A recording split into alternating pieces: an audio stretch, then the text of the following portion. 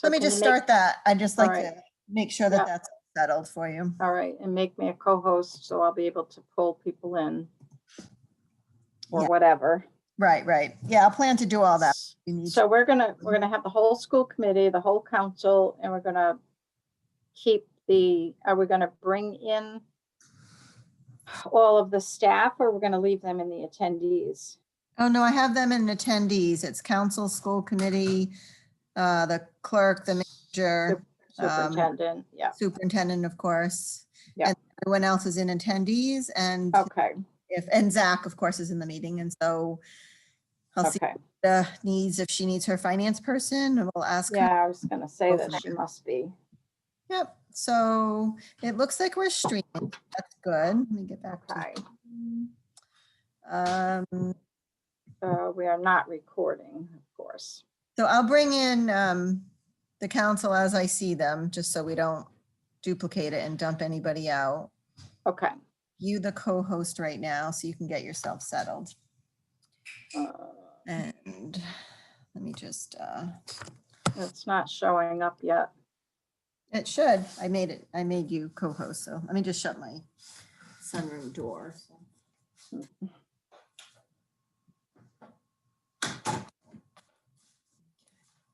Yeah, it's, Did it pop up for you? no, Hmm. it just says me in parentheses. Oh, maybe I didn't hit the next There we button. go. Yeah, okay. Okay, thank you. Hi, Abel. Good evening. Good evening. How are you doing, Colleen and Susan? Good, how are you? Pretty good. About ready to get snowed in. You bet. I was excited a little bit. I was like, oh, first Yeah. snow. Woohoo. Maybe. I don't know. Yeah. Oh, Well, we As long didn't as no have, one's out. like, there was no snow last year, so this is the first real storm in It's been a uh, while. It's been a while. Yeah. Yeah. It's been a while. As long as everyone stays safe is the main thing, right? So, Uh-huh. It sure is. oh, so I see It's a, a couple of people. I'll just start bringing them in, Susan, as I see. okay, good. All right.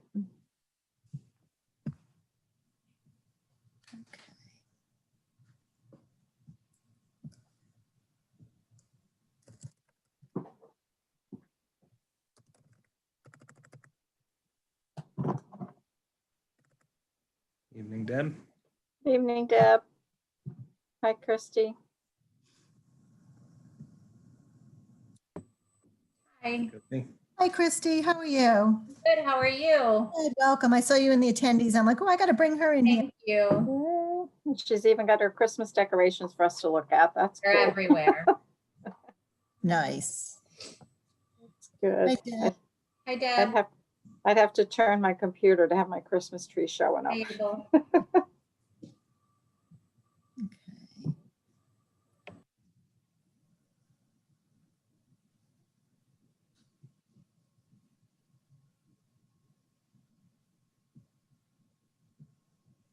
Okay. I think we're gonna have a full screen tonight. Yeah, I think so.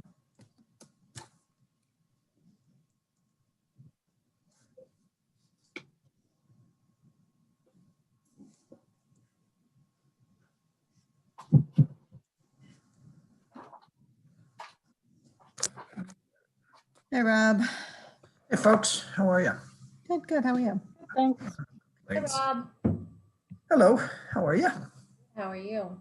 Welcome. Thank you. Rob, I was just saying to Susan, I started the live stream. I wanted to make sure that started it okay, and it seems to be okay. I never heard back from Lori with any other contact info, so we'll record on Zoom and stream live Via Clerkbase. and stream live through Clerkbase. Yeah.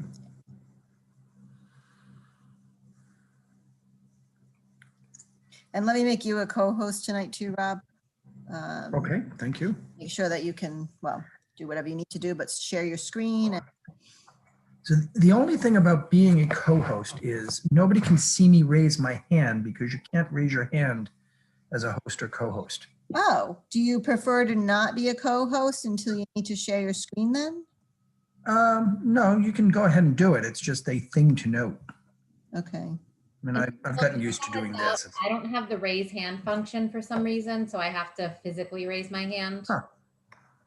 You should have it, if you open up the participant screen. Yeah, I've done that. I switched my laptop to, and it's an older one, so I don't know if it's just, I don't know. 'cause I typically can, but for some reason, I couldn't do it Okay. last night either. Do you see participants I do. and it's panelists and then attendees? It doesn't say that on mine. It said it on my other computer, but not on this one. Okay, because I was going to say we have you as a panelist Yeah. and you should be able to hover over your name. There should be a little, but it's not letting you. So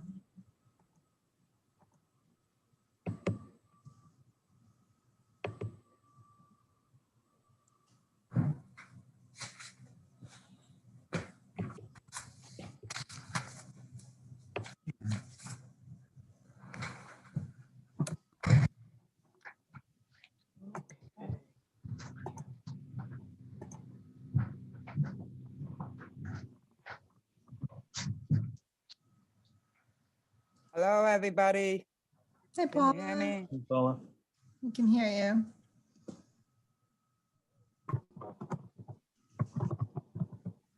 Hi, Melissa.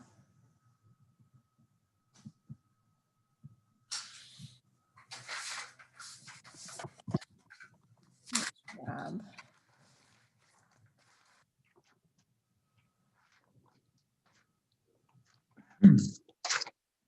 So Abel, Susan and I were talking about it right at the beginning about the folks coming in. So we've got all of the council, all of the school committee.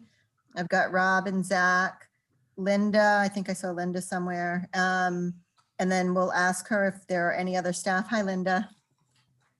If there are any other staff that she needs at here on the tiles.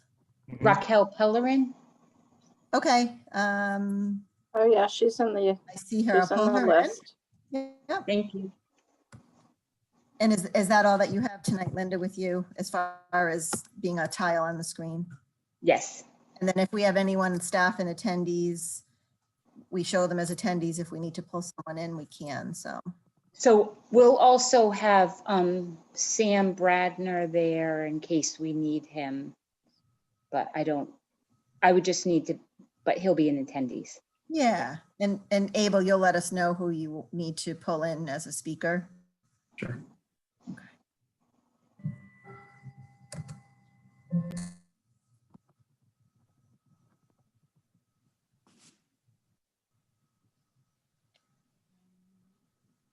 And you said Raquel was the school finance That's correct. director? Yes, CFO. Thank you.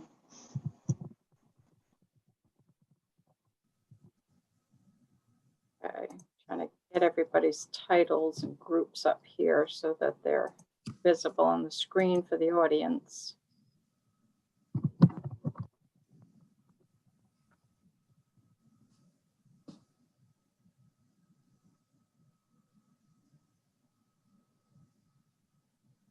And are we expecting the whole of the school committee to join us this evening?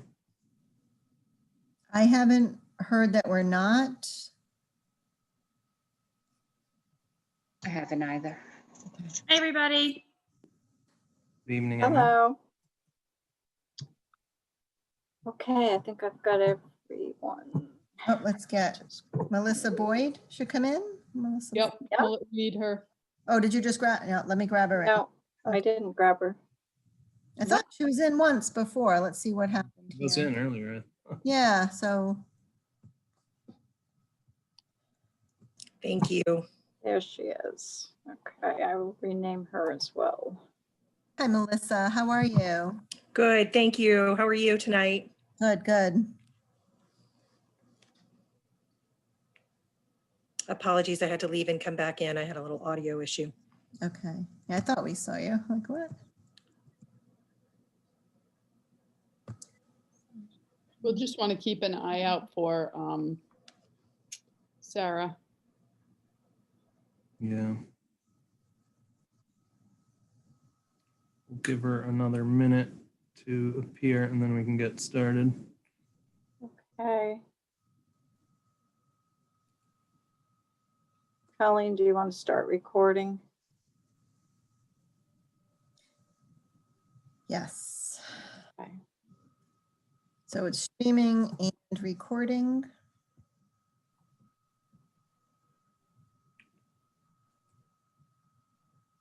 And I see all the council is here. So you're just missing one school person? Yeah. Okay. All right, it's 7:02. We can get started without Sarah, and she can join us later if she can make it. So I'd like to, open this meeting. Welcome everybody to this meeting of the South Kingstown Town Council, a joint meeting with the school committee. It is Wednesday, December 16th. The time is 7:02. This is our first budgetary meeting, so we'll be hearing from both the town and the school. Sort of looking forward to the budget cycle. So before we get to that, let's have our pledge to the flag. Susan, if you would lead us in that, appreciate it. I certainly will. Everyone join me, please. I pledge allegiance to the flag of the United States of America and to the republic for which it stands, one nation, under God, indivisible, with liberty and justice for all. Thank you. And would you please take the roll? Council President Collins, Here. Council Vice President McEntee, Here. Councilwoman Bergner, Here. Councilwoman Kelso, Here. Councilwoman Rose. Here. All the council members are present. Thank you. So that brings us to item 3 on the agenda, initial budget hearing with school committee. You can see A is the presentation of the municipal pro forma. B, I'm not sure we actually have the school pro forma, but perhaps we'll see that. And then C, a discussion and solicitation of comments from the public regarding general goals and objectives for FY 2021, 2022. I don't know, Linda, if you would like to take a moment just to introduce yourself and have the school committee introduce everybody, since we're all newly seated again. Good. Of course. So I'm Linda Savastano. I'm the superintendent of the schools. And with me tonight, I also have our chief financial officer. So if Raquel could introduce herself as well. And then I'm not exactly sure if all the school committee is here yet, but and then we can step through with the school committee introductions. Hi, I'm Raquel Pellerin. I'm the Chief Financial Officer for the school. Good evening. Good evening. Nice to meet you. And then Emily, I'll pass it off to you. Thank you. Hey, everybody. Emily Comiskey, Chair of the School Committee.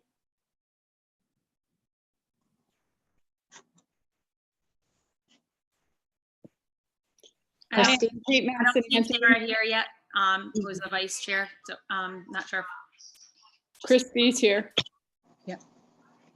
I'm sorry, Christy. Christy Fish, I'm Yeah. the chair of the school committee. Kate Massinanti, School Committee. Michelle Brusso, School Committee.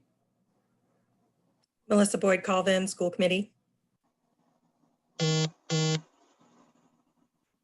Paula Whitford, School Committee. All right. Well, thank you all for coming tonight. I look forward to a productive discussion. This is really just the beginning, of course. Rob, why don't you take it away? You are muted at the moment. And with your permission, I'm going to share my screen. Please do.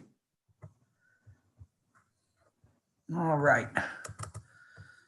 So this is the first of a series of meetings around the budget. It really is designed in our charter to be the place where the council and the school committee get to get an overview of the circumstances and conditions that face us as we go into the budget cycle. Rob, before you get started, can we just request everybody mute their mics because I'm getting some interference, so you're cutting in and out.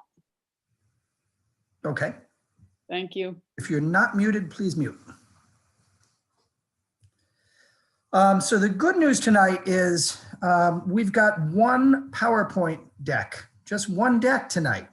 The bad news is it's got 5 parts. So we do have a long presentation, but the school department and the municipal finance folks and I have worked together to put it all together in a sort of cohesive way. I think this will go well.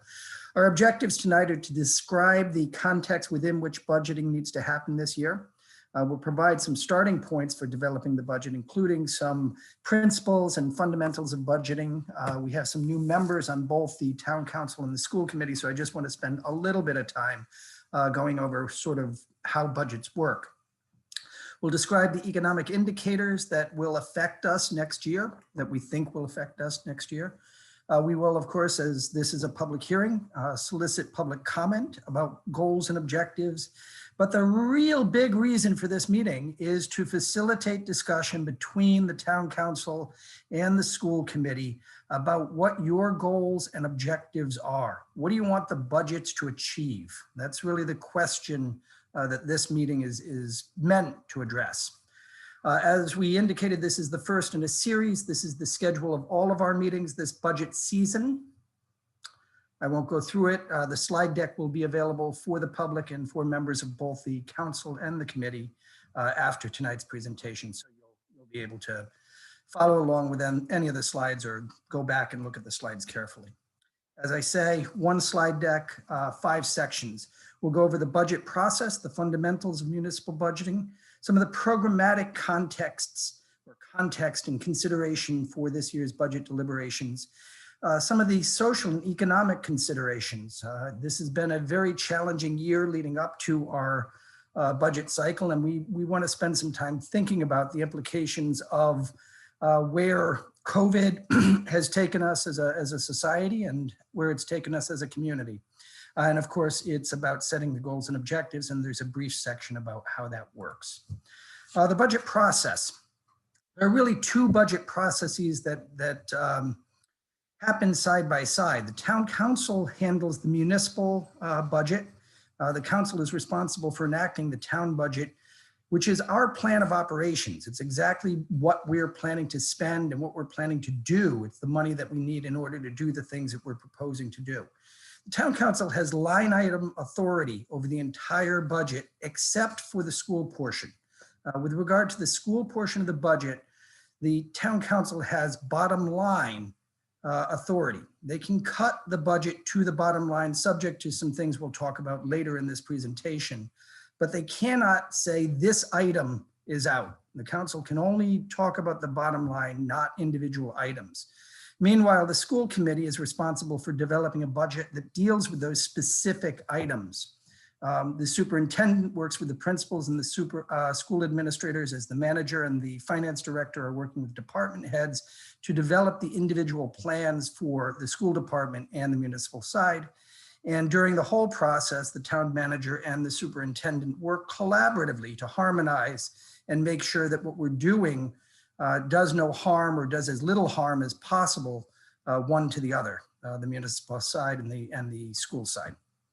And of course, at the end of the process, the voters do have the right to veto the budget if they call and successfully pass a budget referendum.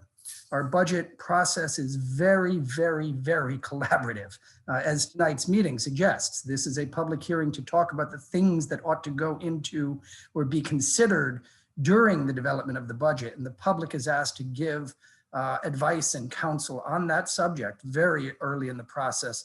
And ultimately, they retain the authority to decide what happens at the back end of the process as well. The fundamentals of budgeting. Again, I don't want to spend a lot of time, but I do want to go over some of the dimensions of a municipal budget because, again, we have new members. One of the things that I think is important for folks to recognize that a budget is not just numbers. This really is the spend plan. This really is how we're planning to go about doing our work for the course of the next year, or in some cases, longer than the next year. It's really about values. It's really about what you want to achieve. It really is about defining what your goals and your priorities and your objectives are, and then putting your money where your mouth is. If you say you want to achieve X, Y, or Z, then you've got to put the money up to do X, Y, or Z. If you want to avoid a problem, then you have to budget and plan by putting the money where you need to put it to avoid that problem. The municipal budget is the plan of operations for all of the town's activities. The budget that we're talking about tonight and the budget that will ultimately be passed is the municipal budget. There is, on some level, not a municipal budget and a school budget. The processes of development are separate, but ultimately the budget is the municipal budget, and it affects everything. The schools, the police, the senior center, all of our programs and operations are affected by what we do during the course of this exercise over the next few months. It's important to define some terms when talking about municipal budgets. There is an operating budget, which consists of programs and projects, really. Our programs on the municipal side are things like the Senior Center, the Department of Public Works, the Department of Recreation, the Police Department. And it also consists of individual projects, one-year things that will be done by a program, by a department or an activity that we engage in. Not all programs are departments. Not all departments necessarily run projects, but those two terms, program and project, are pretty consistent. We have a capital budget. We have in capital budgets projects, capital projects, and we have a longer view of capital because it takes a long time to build up the reserves necessary to buy expensive pieces of equipment and real estate. So we have a capital improvement program as well. And I'll go over these terms in a little more detail as we get down the slides. I want to define for you tonight what the property tax transfer is and what the property tax transfer is not.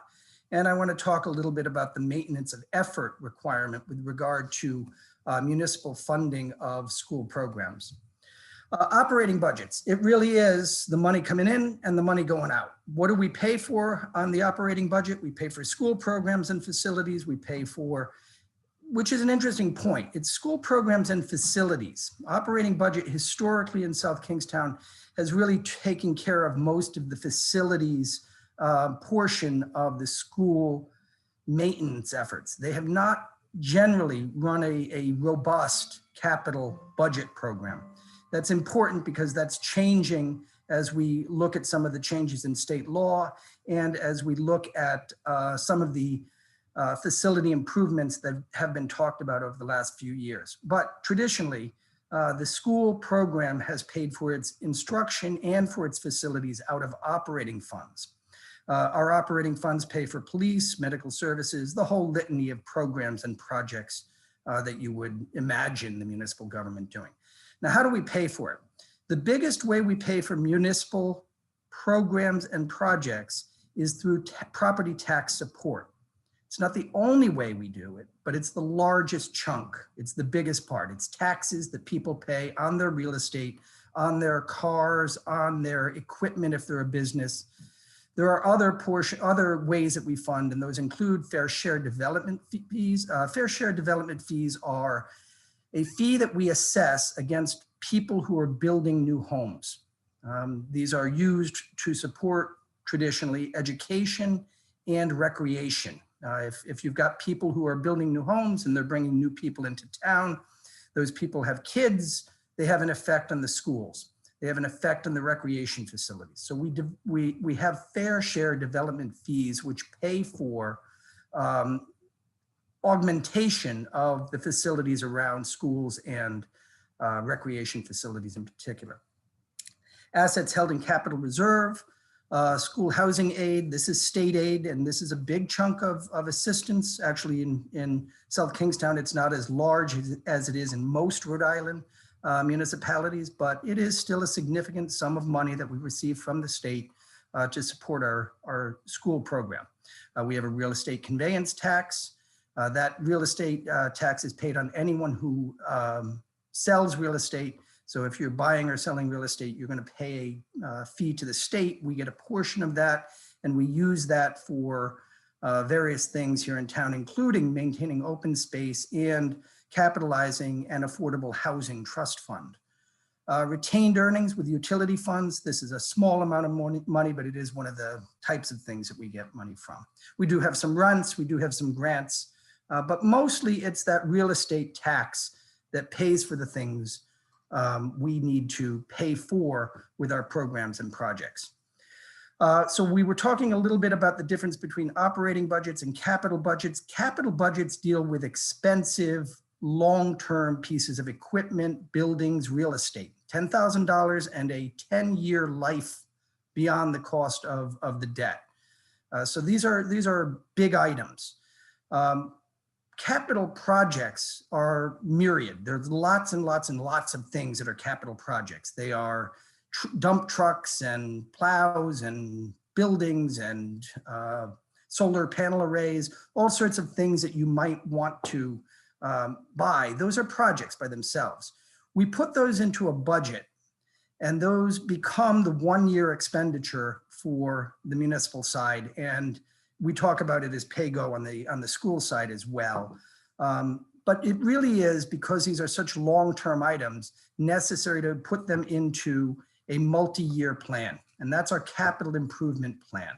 Ours is a 6-year plan. The state and the schools follow a 5-year capital improvement program. The important thing to know is what we end up doing is we line up all of our projects. What are we going to have to do? And we prioritize those capital purchases for a 5 or a 6-year period. And as the priorities fall into place, the next year's budget or the next year's list of items comes into our capital budget and is incorporated into the operating budget. Those monies then compete for the attention of the operating budget. Defining the property tax cap. This is a 4% annual cap on the levy that we can bring against property in South Kingstown or in a municipality in Rhode Island. This is not a legal limit on property tax transfers made to the school department. It is a legal limit on how much property tax for all purposes we can raise. And it's a cap on the levy. It's a cap on the total amount of taxes we levy year over year. So if we levied, $50 million last year, we can't do more than $52 million in the next year. That's the idea. It is not a cap on individual property owners. And in fact, it's often the case that people have made improvements to their property, or they live in a neighborhood where the property values have appreciated faster than other places in town. Individual properties do end up being assessed higher taxes, higher than 4% year over year. It's a cap on what we can bring in taxes for all purposes against all the totality of our tax base. Maintenance of effort. Rhode Island state law requires that every municipality provide at least as much support for education this year as that municipality provided last year. We cannot cut school funding. The idea here is that it's important to be able to maintain stable educational programs, and you can't have fluctuations that destabilize the education program to the extent that children's learning is affected. So the maintenance of effort rule is you cannot spend less this year than you did last year. There are 2 ways to measure what you spent this year. Typically, the way it is measured is what the absolute dollar amount was last year. So if property tax contributions to the schools were $50 million last year, you can't spend less than $50 million this year. There is an exception.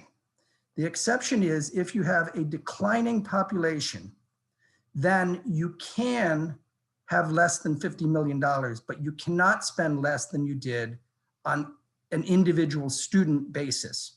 So if last year you spent $50 million, but you've lost 1,000 students or 100 students, you can spend less than $50 million, but you cannot spend less than the average you spend per student, $20,000, let's say, this year.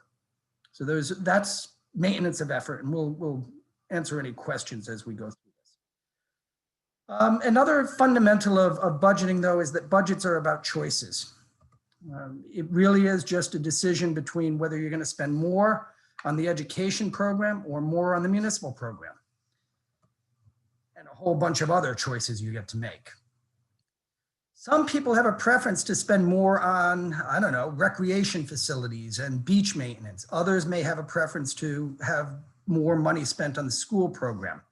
Reconciling this is the budget process. This is really what we're all about right now. We're trying to figure out where on the line, where on our spending cap, our spending line, are we going to be? Are we going to have more municipal? Are we going to have more school?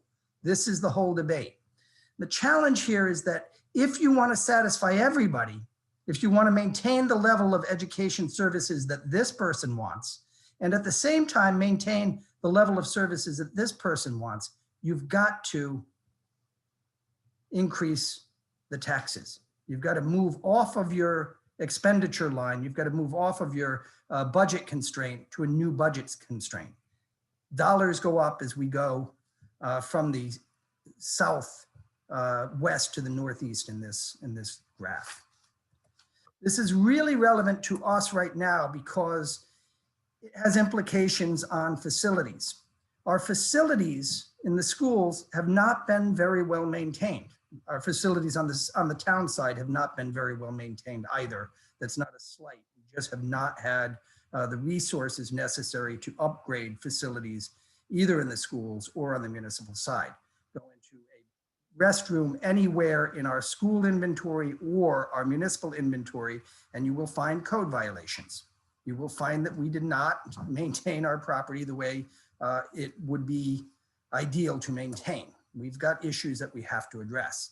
So we have to move from less school facilities to more school facilities. We have no choice.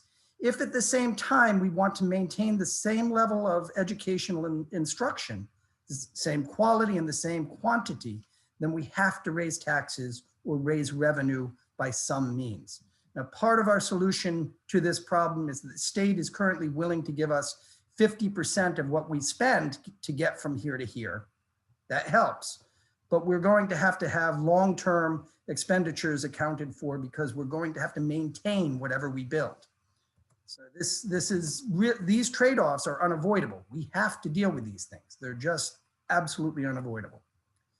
So now we're going to turn to the programmatic context and considerations for this year's budget. And since the schools really are the big part of the program, I'm going to turn it over to Linda, and she's going to go through some slides here. Good evening, thank you. So tonight we're going to step through similar to we did about a year ago, but I just want to share with folks we're really grounded in the belief that our children are the most important asset in our community, but ultimately it's our commitment to serve the community and our students.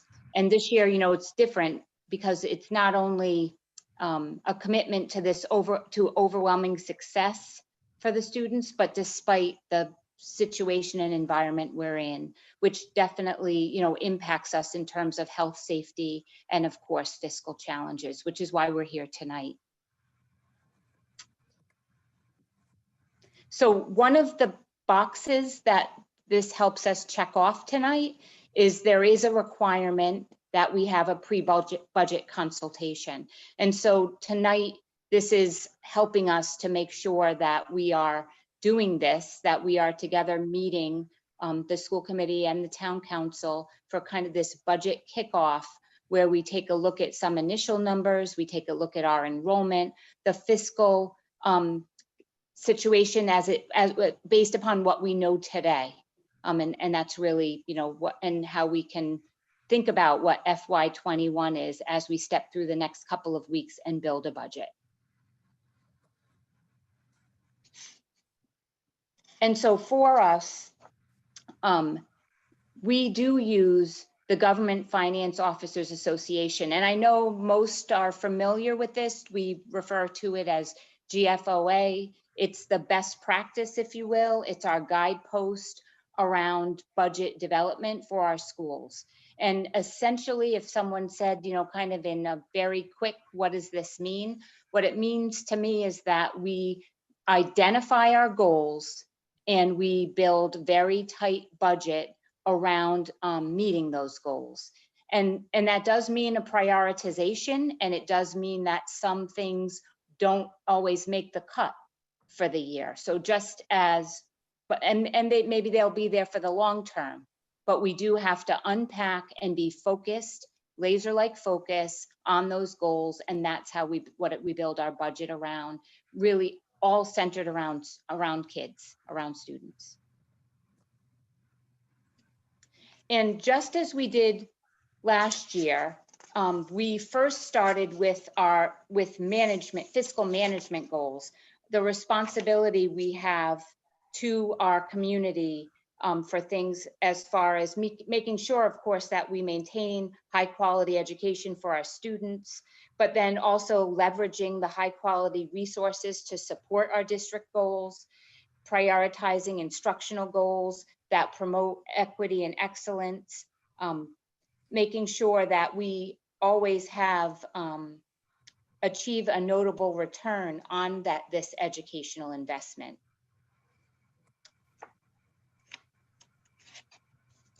Again, having a budget that's based upon goals and objectives at an overarching goal that we ground everything in is our commitment to student learning through our collaborative culture and continuous improvement. And it is about continuous improvement, not only for helping our students grow, but also helping those adults that help our students grow and all that we have around them. We know that we have a theory of action grounded in literacy, math, but also social emotional. And the social emotional has really become bold this year, if you will, and what we've unpacked since stepping through March and forward for us, the March 13th kind of pivotal date for us and how we've stepped through. And we do know that the gaps we deal with are much different than we would have thought a year ago. Ultimately, we know that we want to develop the capacity to raise the performance for all. And as we unpack drilling down, this is where we really have that kind of hedgehog approach, where we really make sure that we have a targeted approach to what we're doing and pull out. We know that just as last year, we are seeing many of the same focus areas, knowing that we have a world language and culture program for all students, while also continuing our commitment to our DLI program. We know that we want to enhance our program for the differently abled student. We want the commitment to our social emotional learning and our health curriculum, our commitment to visual and performing arts, and then growing and leveraging the existing STEAM program, but growing that. I'll just lay on top of that, of course, that what has changed or what is ingrained throughout this is also knowing that we need to have a commitment to equity and anti-racism, along with educating our students during a global pandemic, which has dramatically changed the way we do business. Of course, we have to take a look at our enrollment, where we are today. This is just kind of the picture of the students we serve. This snapshot is December's snapshot of data. So I have a couple of different perspectives in here. Of course, we have projected enrollment as we step forward.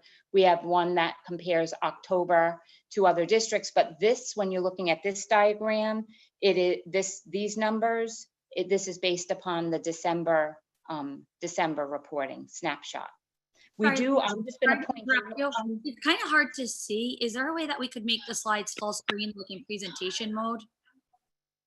Sorry to interrupt you. I just thought maybe that would help for people. And as we did last year, I can put that's much better. Thank you, Rob.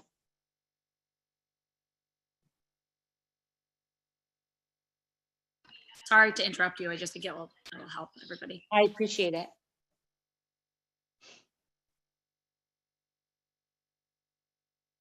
Thank you. I'm not going to read numbers. We will make this all available on our website, but I do want to just point out that we have seen a change in numbers in our free and reduced lunch because more people are not reporting. So this is a skew that we find across the state. So that is a challenge for us that will be a challenge with us and for the entire state because of course, the increase in this free and reduced lunch would support increase in funding. We have that hurdle that we need to work through in the coming months.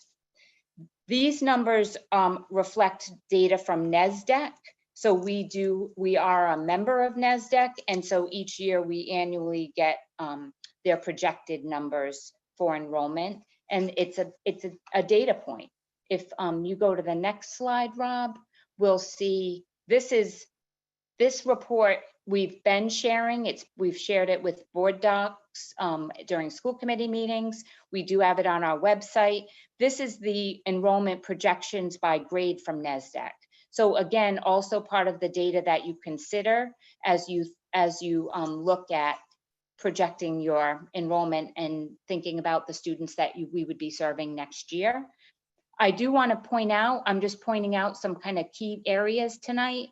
And again, it's a very unique year. I'm sharing things I've never shared in 17 years in central office position. This year, we did have a shift in our homeschooled students. So last year, I would have been sharing that we had 24 homeschooled students. This year, we have 97. So, and this again this is a shift that every district is seeing directly related to the pandemic. As folks have reached out and said, I'm choosing to homeschool my family this year, they've said, we'll be back next year. And that's absolutely fine, but that does have an impact in our enrollment. And again, as it does for other districts as well. And then again, just sharing data. If you know, Linda, I do like to, where there's one data set, you keep unpacking and asking more and more questions and looking at more. This is October data. So this is October data just for a kind of a screenshot, if you will, of South Kingstown, October 2020, October 2019, October 2018. And really what we're comparing is enrollment snapshots of October, but not just of South Kingstown, of other districts as well. So we can kind of take a look and see what trends we're seeing. Are we seeing anything unique? Are we seeing what other communities see? I do communicate regularly with other communities, but it's just sometimes to look at the numbers tells a different story. So for us, we are seeing a decrease. We're seeing actually a similar decrease to other districts. Other districts have seen a larger decrease this year in their enrollment than they had seen in previous years. And we know, really since 2003, Rhode Island has seen a decrease in students because that's the year we started tracking students with the state ID. And so the minute you start really following a child through their history and education, you're going to really know there's not going to be any fudging of numbers, if you will. Well, now this is showing us what's happening for us. And Rob, if you go to the next slide, it actually even pulls in other districts. So it's interesting, the two green columns, the one to the far right is the change in the 18 to 19, and the one in the middle is the change to the 19-20. So that's the change from last year to this year. And of course, we're seeing the larger extreme for most districts this year. And then when we think back to that first slide where we saw the dramatic request for homeschool, we see a direct impact as an example for why we would see that a decrease this year for us. I'm not saying it's the only one by any means, but it does help us to put the pieces together. And then taking a look at our staffing, and we have looked at staffing slightly different this year as we've tried to educate with an emphasis on health and safety, social distancing, and all that goes through educating during a pandemic. But our and needing really to be very, very spaced out. But this is a staffing rollover for us. Again, it's all subject to change. We do just point out in here that almost 82% of our staffing are direct instruction and support staff for our children. I was going to ask Raquel to speak to our tuitioned students. Sure.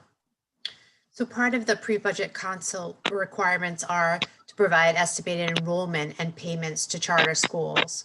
So Rhode Island Department of Education has not released preliminary figures for FY22. So we are basing these on FY21. As you see, it really details what our charter school enrollment is and what our total tuitions are, as well as the tuitions for vocational and other schools.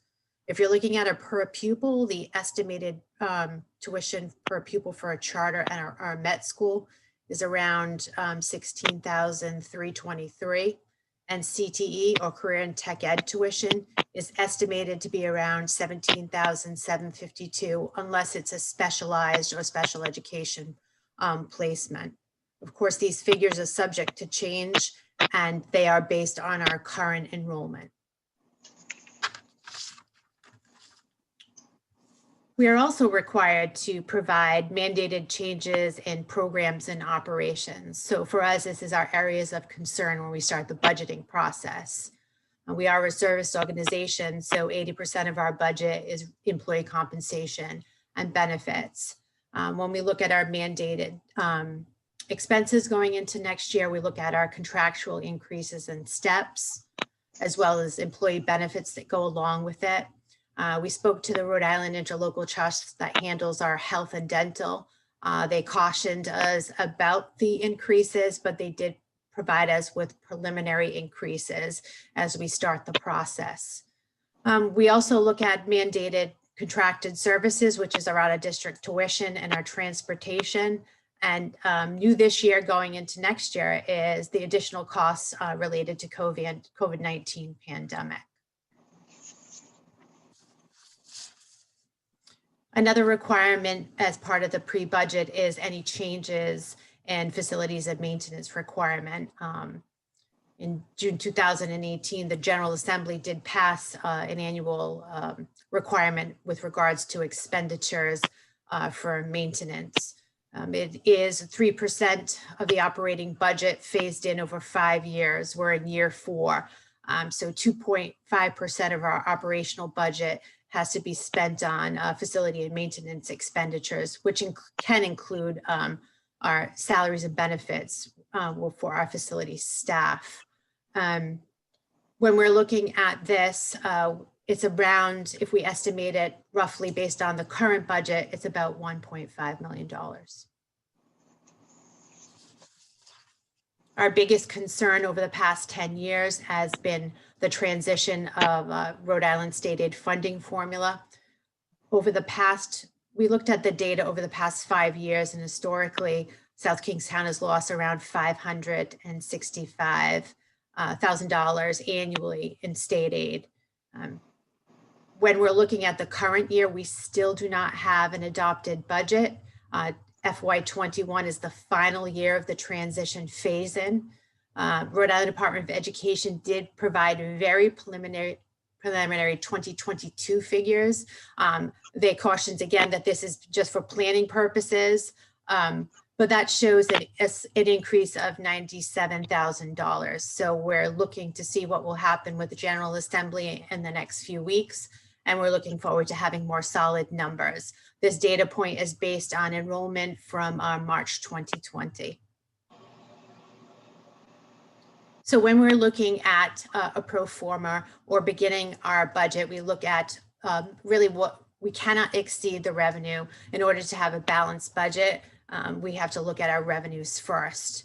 As Rob said before, we're looking at maintenance of effort. So looking at this chart right now, local town appropriation is based on total dollar amounts that were provided from last year. The state aid figures are based on the slide before that, which is very preliminary. When you're looking at this, it's a slight increase from last year.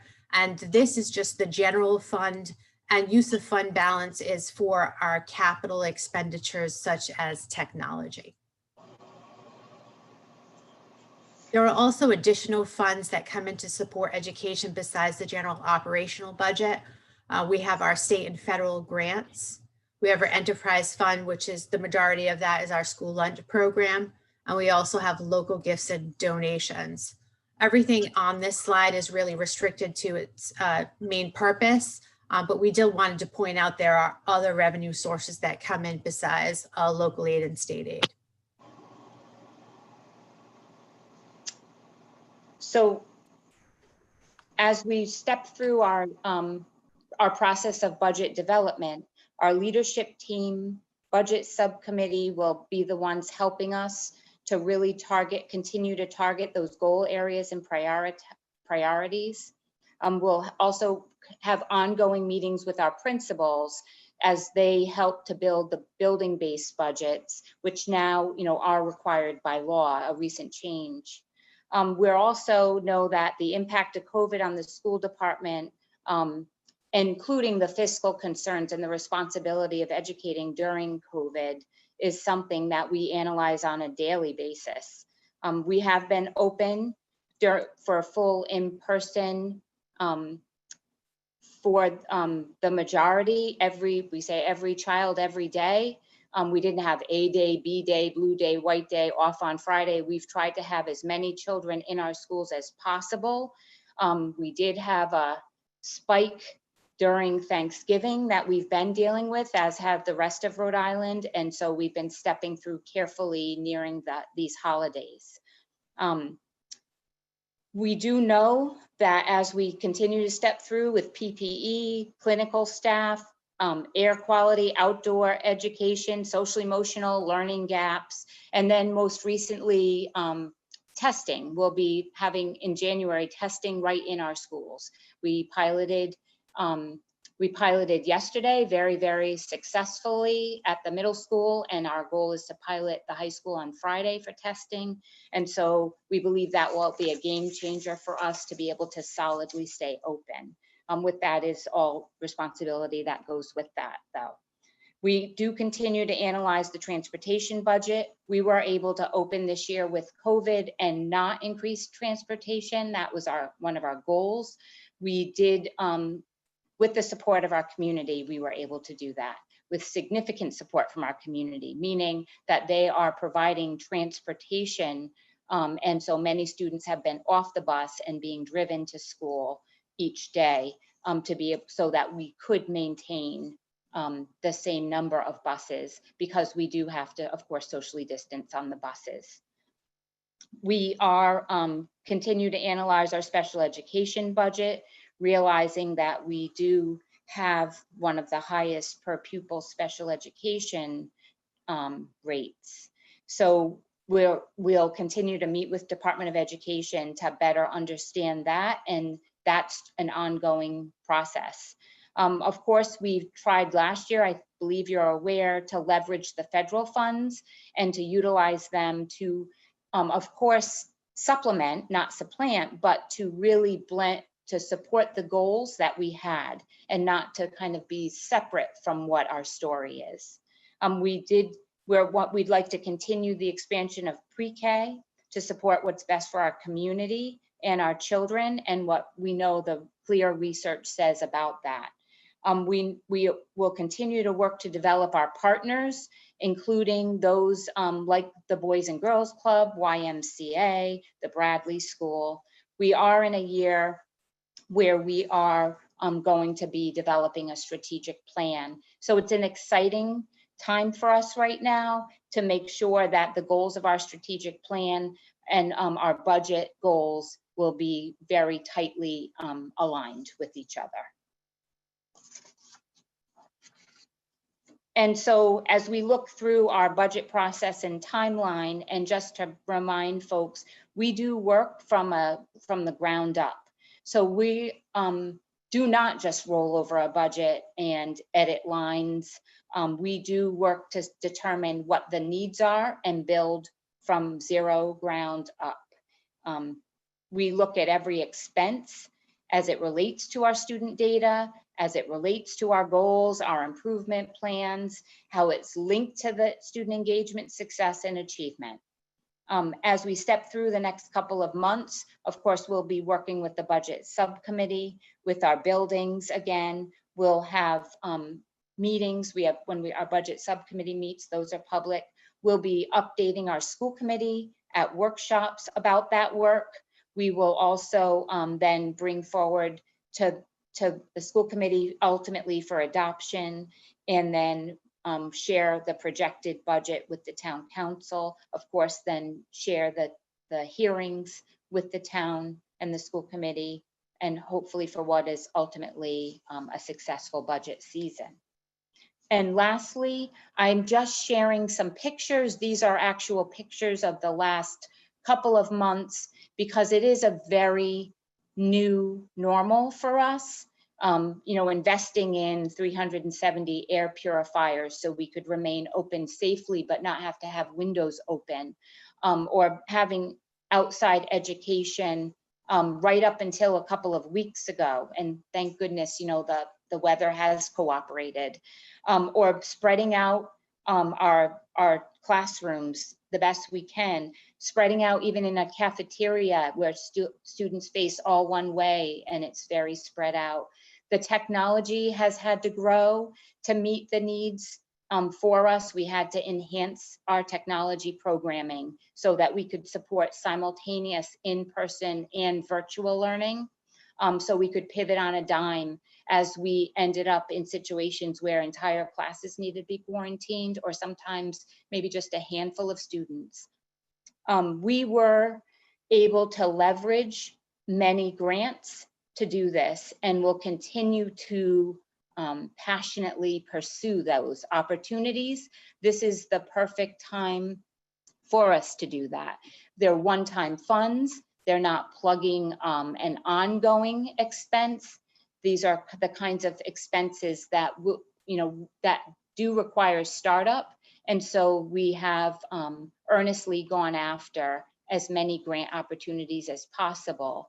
Not just those provided for educators either, also those that were any opportunities we had, and we're grateful for that. And I would be remiss if I said I am eternally grateful to our school committee and the larger community that has provided an immense support for us, and what I would say is probably one of the most successful districts being open during the pandemic, keeping children where they should be in school safely, successfully. We, I think, are one of the only districts to have education in person available for any student who wishes on any day. So that is something we're proud of, and we look forward to continuing that in January and on, and believe that that will even be better as we are able to enhance testing in our schools. Thank you. I'll just remind everybody that where we are in our tour through these slides is looking at the programmatic considerations and programmatic context within which we're going to be budgeting over the next several months. This slide describes the program. This is the whole program. This is what we pay for. This is what drives the tax rate. The cost of the total program is made up 75% by education expenditures and 25% by town expenditures. If you follow this slide back from the program box to the end, what you're seeing here is that 20% of our total budget goes to municipal non-education labor. That is to say, every cop, every recreation department employee, every person who works for the public works department, all of the town employees who don't work in a school program amount to 20 cents out of every dollar that comes into the budget. The school program is 75% of our budget, and labor accounts for 70%. School labor accounts for 70% of the total program cost. Every dollar, 70% of all of the dollars that come into the program, the tax funded program, we're not talking about the other revenues, but the tax funded program is for labor in the schools. This is what we're paying for. We're paying for the people who do the work necessary to achieve the goals and objectives that the council and the committee set. Just to put these two things very close together, the school pro forma here and the town pro forma here. And I'm going to ask Zach to walk us through the town pro forma. Zach, what are we looking at? Thanks, Rob. So what we did on the pro forma is kept it very basic because we are extremely early in this process of having the department heads go through their budget, start to take a look at what they think they can have for expenditures. The state aid right now, we kept it flat from the adopted because the budget right now is still being discussed and hopefully will pass. That will have a determination of what they will do, especially when it comes to COVID funds. There is money that is in the budget right now. We hope it will pass. If it does, then we will adjust accordingly. So what I did here for property taxes and usage fees, I just used a very simple 3% increase. This obviously will be subject to change. Departmental licenses, revenues, I did a 1% increase. Investment income on our portfolio with the uncertainties of the markets coming up. We think we can do better than we did last year. We have historically done slightly better from a budget to actual standpoint. The revenue from the school, the interdepartmental for the school transfers, if you look at that adopted from last year, that includes the $1 million transfer from the FY20 that is coming in fiscal year 21. That was a one-time revenue source to the town from the school, from their transportation savings that was discussed last year. We'll go back to, the interfund, which is, charges for the school resource officer, grounds and maintenance for the athletic fields, technology charges that we charge back to the school. And then in the operating transfers, this includes transfers to outside funds, our enterprise funds, also the school, and it's just a simple 1% increase and leveling the fund balance usage also. Again, we are not committed to any of these increases, but just wanted to give you a reference point so that as you think about, especially from the council standpoint, council has an idea of where they want to go as they set their goals and objectives, and I will make the adjustments accordingly, working with you and the manager, and we'll do whatever scenarios you would like. All right, don't go anywhere. We're going to also talk a little bit about property tax levy expenditures, 5-year comparison. We're not going to spend any time on this slide, but as we get to the next slides, we do want to talk a little bit about debt service. So Zach, you want to walk us through this slide and the next couple? Sure. The debt service as a percentage of the operating revenue, you can see here, this is taken directly from our capital improvement plan. You can see the large spike. That is representative of the bonded debt that potentially, if the school building program does pass, it will increase and take up a decent percentage of the operating revenue. The 2024 year looks is slightly higher because of using the level debt model, similar to like a mortgage, where we would keep the payment consistent over the years. The model that we used in the capital improvement plan and working with our fiscal advisor was to try to ease the burden in the first few years, which would be interest only. And then in year 3, kind of catch up and have because the project would be completed by then or substantially completed. And that would require us to then kind of fully debt load and start those payments. So that's the gross is the blue, and then the net would be after the reimbursements of the potential state aid. Again, as this If this does pass, the referendum for the school building project, we will work with the fiscal advisor, and I will make a few, he and I will make a few recommendations to the council on how they would want to finance this program going forward. And again, we would do, whatever's in the best interest of the council and the taxpayer would be the ultimate goal. Here is just saying, again, it's the potential scheduling of the bonds that are out there. The $6.5 million, we put that out in this schedule just to let people know these were the bonds that passed in the last election, covering improvements for road and bridge, communications improvements for our public safety and town operations, and recreation improvements. The remaining pieces, you can see the largest ones are the school building projects, and again, placeholders. May of 2021 was the discussion that we had, so that's what we put in, but those dates can be subject to change at the council's discretion. I will note for the council and for the public, these tables are also available in the CIP, which was published at the beginning of the month. So that's available online if you don't want to be dealing with the images in this slide deck. Again, this chart is just showing if you took the debt service and isolated it, this is what the impact would be to on a household basis. Again, using averages and taking the debt isolated. If depending on how the council wanted to move, we would have, if this is incorporated, we'll make necessary changes, but this is what it would look like in an isolated basis and the cost to the average household over a 5-year period. And it's important to note that this is the cost of all debt. This is the debt on the Guild. This is the debt on the rec center. This is the debt on the seawall and the public radio network. This is not just school debt. Correct. Here's just a future debt service schedule, which would include the bonded projects for the school and the ones we just just passed for the recreation that we will go out to market for early in the year.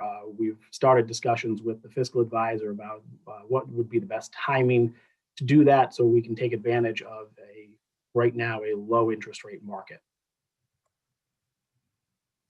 Again, this is just the total cost of the 6-year plan for the CIP, comparing last year's versus the one that's proposed right now.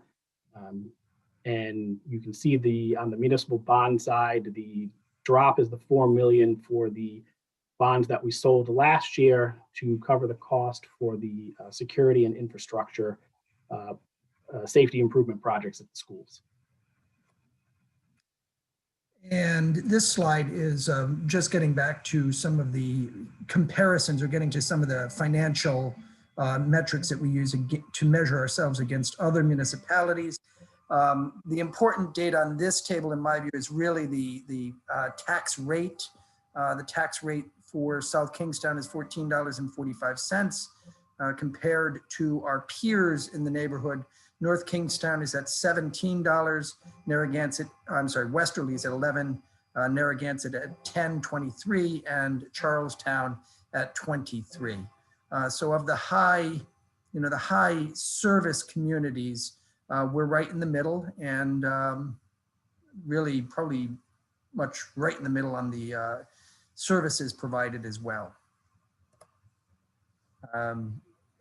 Nothing particularly important for us to draw out since we're sort of running late here on this slide deck. Tax levy, Zach, you want to talk about this or?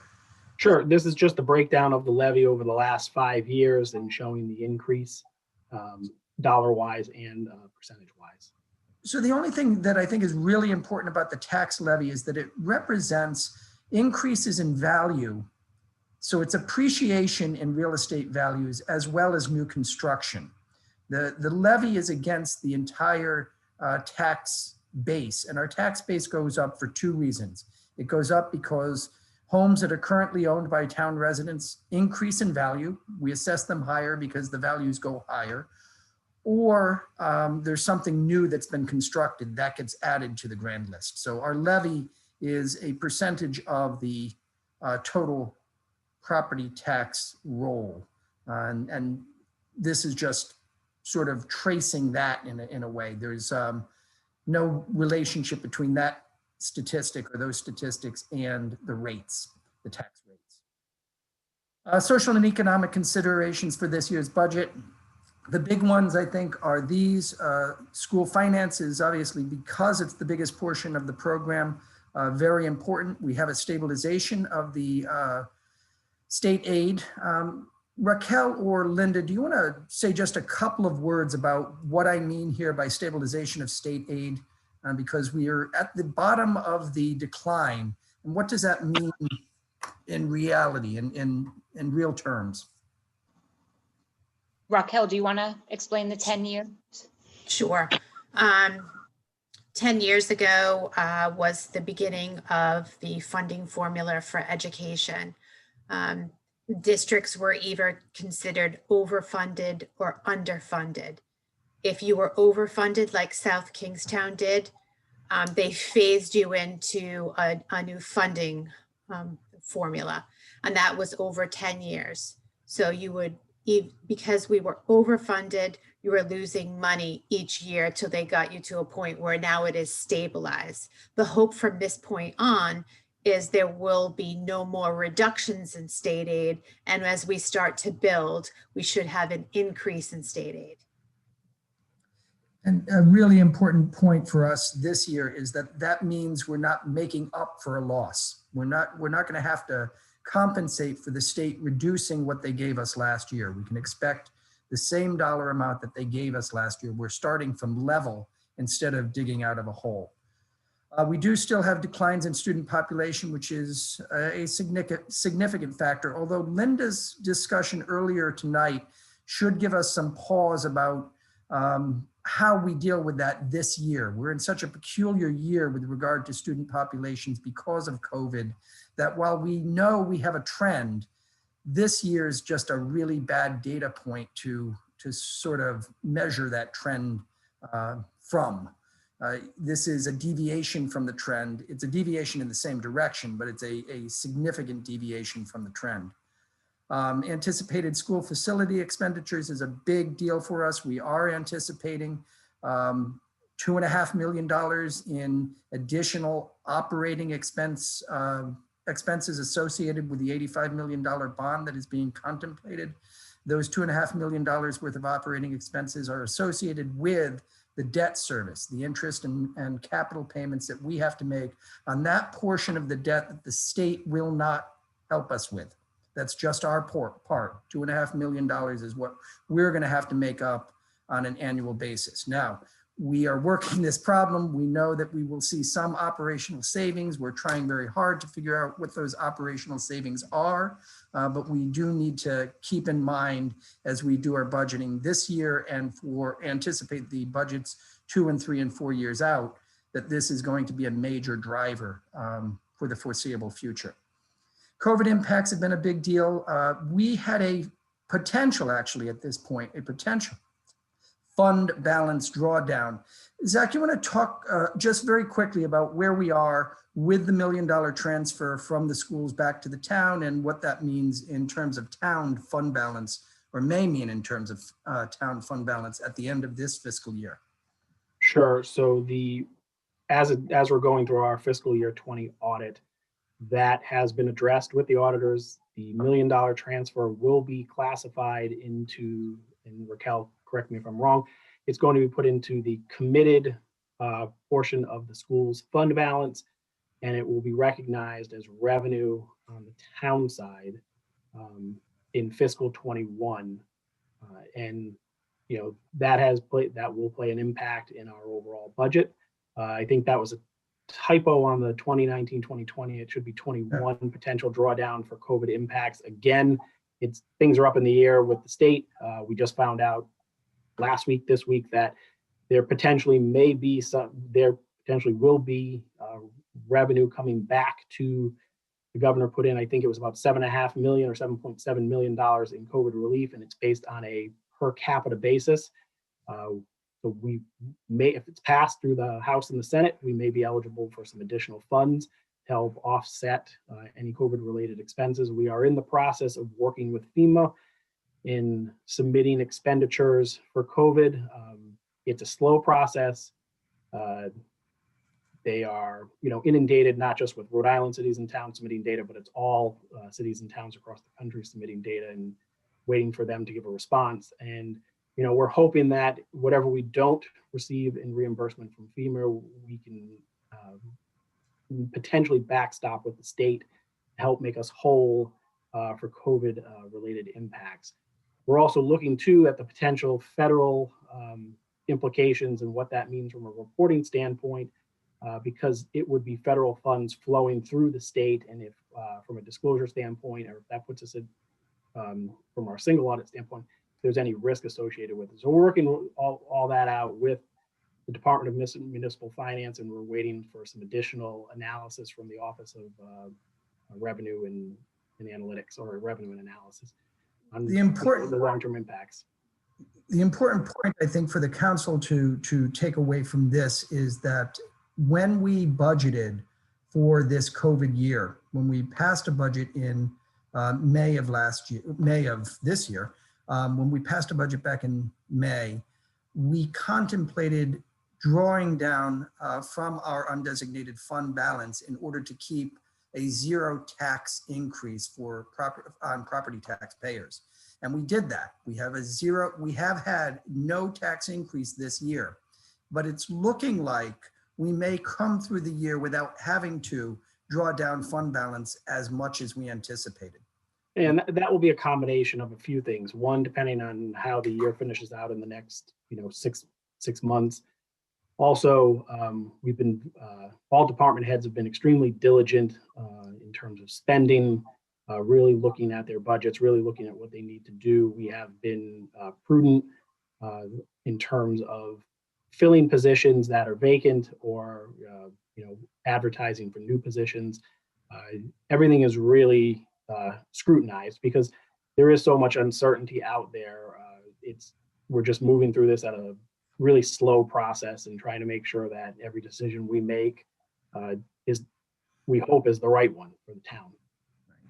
So we need to recognize, though, that things aren't as bad as we planned for. We planned for the worst, which is the right thing for us to do, but it's looking like, at least on the budgeting side, on the financing our program side, we are going to come through this fiscal year better than the worst case scenario we had planned for. Despite the fact that we had a 0% tax increase, we managed, by not hiring, by dragging out purchases that we could drag, we've managed to come through at least the first half of the year without the negative impacts that we anticipated we would have. It looks like we're not going to suffer as badly as the worst case had us worried about. Impacts on businesses and residents, however, have been very real. Many businesses in town have suffered, and they've not been able to find a way to avoid the problems. Now, some of the impacts on residents, on employees, on workers, and in businesses have been reduced by assistance from the federal government, though those programs have been haphazard. They've not been particularly stable and smooth. So there have been real impacts. And as we go into the budget cycle this year, we need to consider the impacts on businesses and residents. The operating budget is, as Zach described. State aid is still very much up in the air for this year and for next year. The real estate market is one place where I do want to draw the council's attention to, because we've actually seen a lot of transactions and we've seen a lot of appreciation. Values have gone up in South Kingstown over the course of the last 9 months. We've seen a rush on property. We've seen a lot of transactions. We're seeing large numbers of real estate recordings in our clerk's office. So it hasn't all been bad news. And in fact, if we even look at the bad news part of it, the unemployment isn't really, it's not as bad as it has been historically. We're not as bad this year as we were back in the Great Recession or coming out of the Great Recession. we're in bad shape. 4.4% unemployment is not good, but it's not as bad as it could be. So we do need to be very careful about tax increases because we're definitely dealing with a fragile economy. But the indicators are that South Kingstown has not suffered the way many other communities have. COVID has not been kind to any of us, but it has been less cruel to South Kingstown than it has to other municipalities. Median income in South Kingstown is now at $89,917. The median value of a home in South Kingstown, according to the Census Bureau, is now $371,400. Businesses, I just wanted to give the council and school committee a sense of how big our commercial sector is. And the answer is it's not very big. We only have about 2,900 firms in South Kingstown. So we need to, as we think about budget for this year, recognize that businesses experience property tax increases different than residents. And what we do with our property tax rate can make a big difference on a small number of commercial enterprises. I'm going to leave some of these slides for folks to just view on their own because we are running quite long here. South Kingstown value, this is actually a projection from Zillow looking at what's going to happen over the course of the next year, and they're anticipating we're still going to be going upward in terms of value. Zillow is still predicting an 8% increase in values in South Kingstown. And if you do it for each of the zip codes, they more or less mirror this. There's no difference between the South Kingstown zip codes. We're looking at continued appreciation during this year. Now that has two things that we have to think about when we're budgeting. One means that people are paying more taxes, paying taxes on a higher valued asset.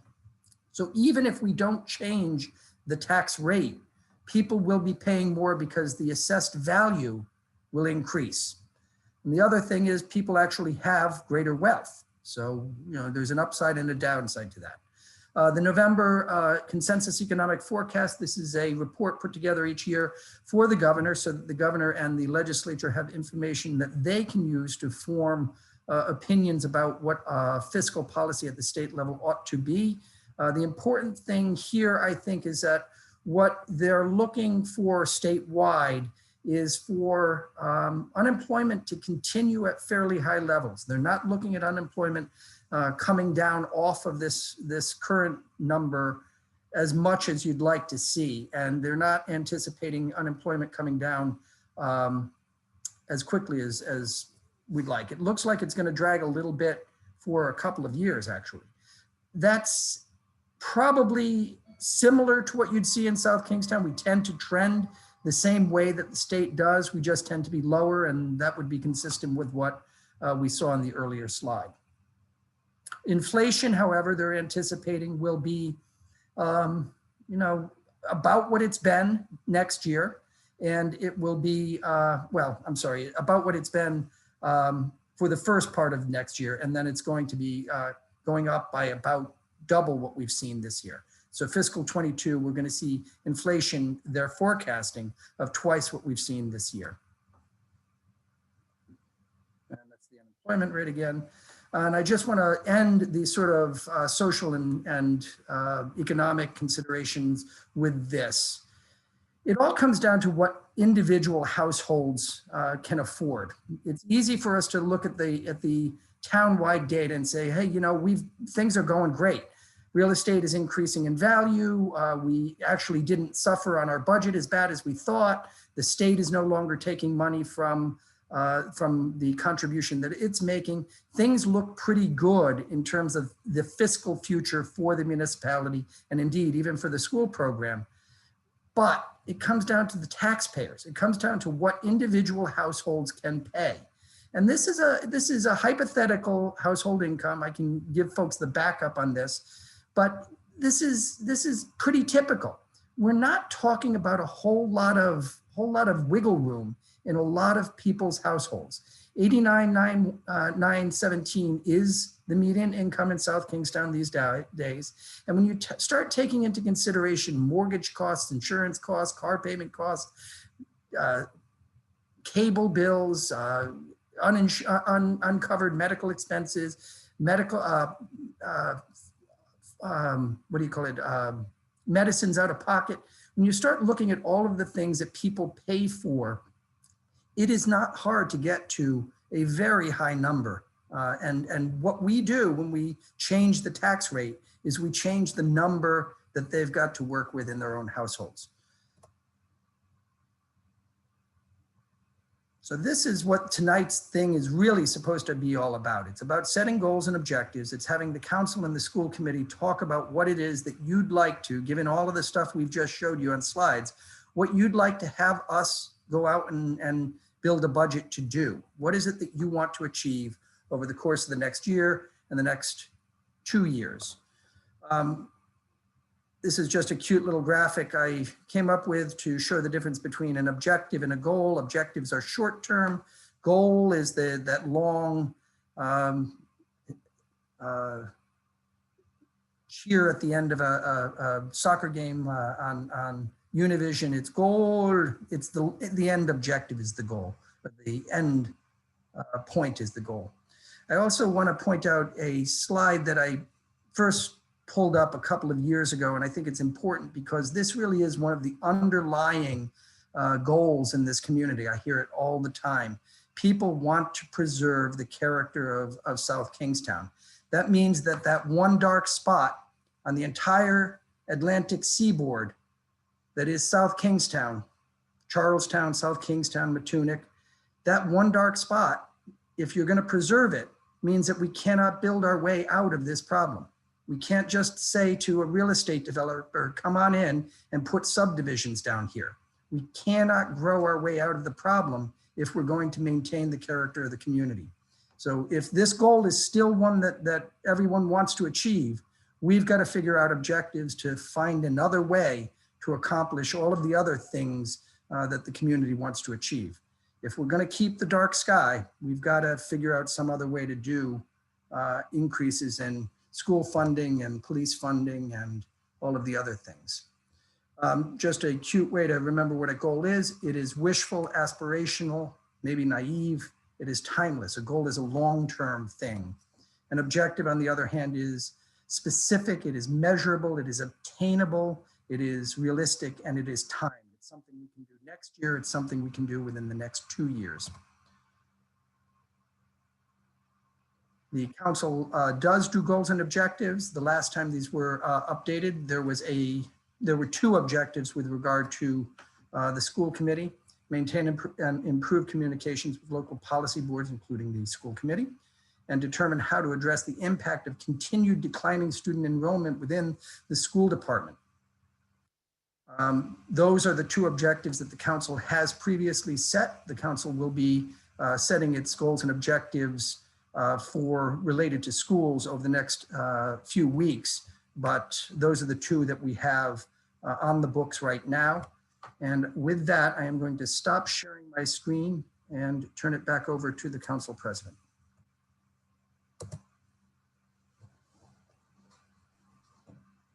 Thank you, Rob and Linda. Great presentation. Really some interesting facts there. I think a couple things jumped out to me. One was that it looked like the entire decline in student population was attributed to people switching to homeschool. It was a loss of about 73 homeschool family increases, looked like, which is interesting because I would have expected it to be more than that. Also, although the tax rate comparison between us and neighboring communities was interesting, I thought the figure there at the bottom of that slide was even more meaningful, which was the tax levy per capita, where we were below every other town or municipality highlighted.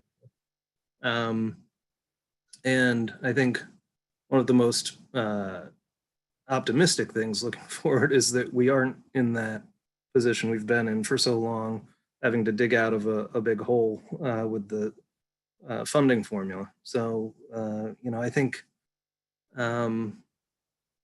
we can start to maybe think about budgeting more from a perspective of, what's possible rather than a scarcity sort of perspective that we've been having to deal with for the past 10 years. So I'm looking forward to this budget discussion. I will say that since there's so many of us here tonight, I'll ask people to raise their hand if that's possible, if they have that little button on their screen. I know Christy said she doesn't have the raise hand option, so you just raise your hand. I'll try to see it and I'll call on you in that order.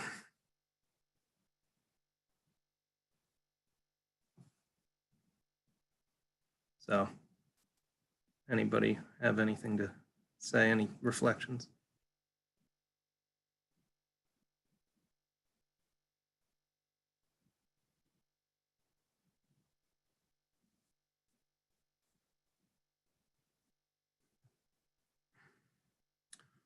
Well, it's a lot to digest, I understand. And obviously we're going to take a long time to go. Okay.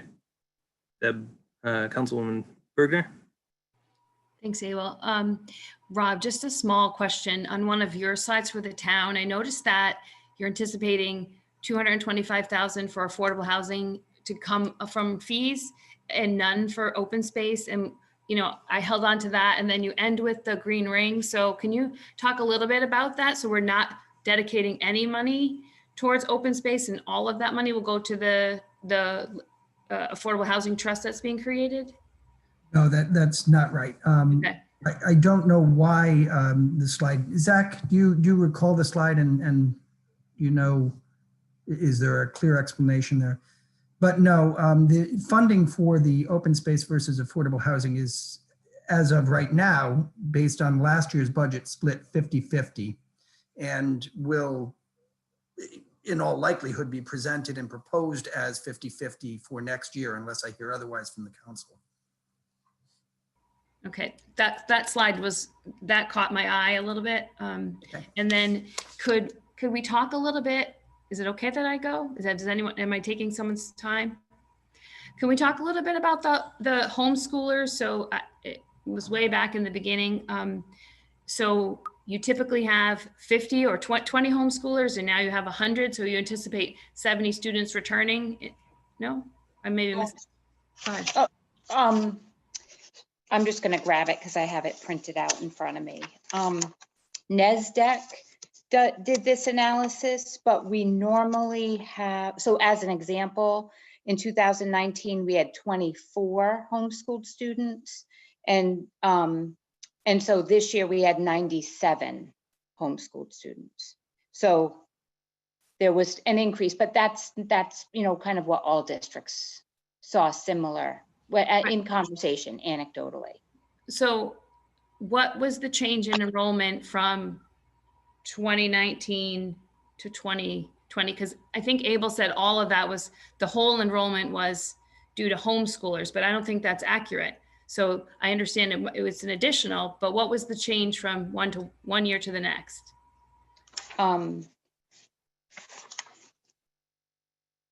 So give me 1 second.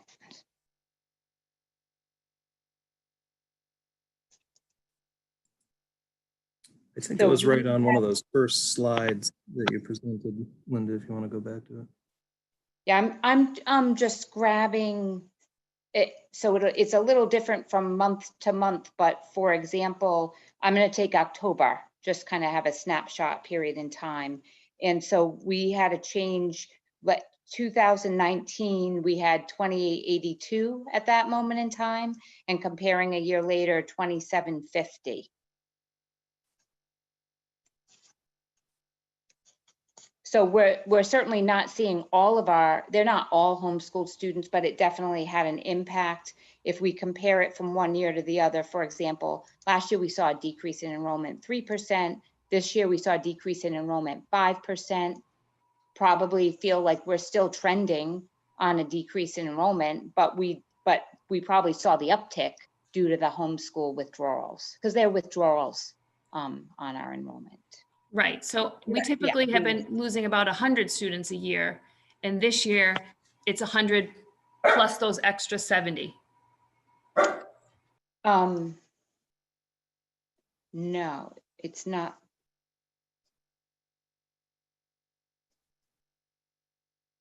So this year we had a drop, we lost a total of 132, and part of that 132 includes the homeschool students. So that includes the homeschool students. Thank you.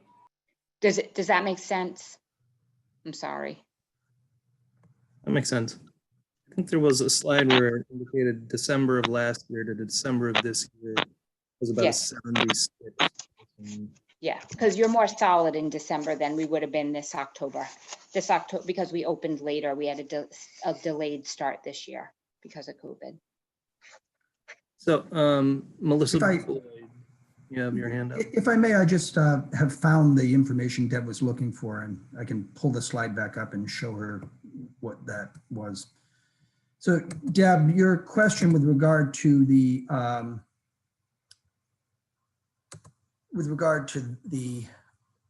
open space, what you're seeing is the change. There's no change because it's 225 in 2021, it's 225 in 21-22. That's no change. However, we're anticipating an increase in the program for the town affordable housing. It's a change over the last year. That's all it is. It's not a change in the appropriation for the one program. It's only a change in the appropriation for the other. It's just the change that is zeroed out because there is no change. It's flat. Thanks. They go quickly, and then Yeah, I never- know, I know. You didn't really set up a protocol to ask in the middle of the presentation, so you're kind of holding 72 slides in your head. Yeah, I know. I'm sorry. No worries. Thank you. Melissa Boyd. Thank you. And going back to, as Deb just stated, with the amount of information, and as someone new to the table, I'm really grateful for the depth of the overview. I know I've had several questions already to Raquel and team. And so I guess I have a statement and a question about process going forward. First is kind of looking at this depth of data clarifies for me, and I hope for other community members listening, the external limitations that are part of this decision-making where we can and cannot have an impact in these discussions. And at the same time, sort of the realities of our environment, of our declining enrollment data. And that is a factor, critical factor in my opinion about decision-making. And I guess I'm challenged to think about how this group, how the town council specifically in looking at the impact for the town will further to discussion if it is our core goal to maximize revenue potential. How are we going to have the discussion, or when is the discussion about potential operational savings? Because I didn't see that in the planning. So I guess that is a question and a comment to figure out where does that discussion take place.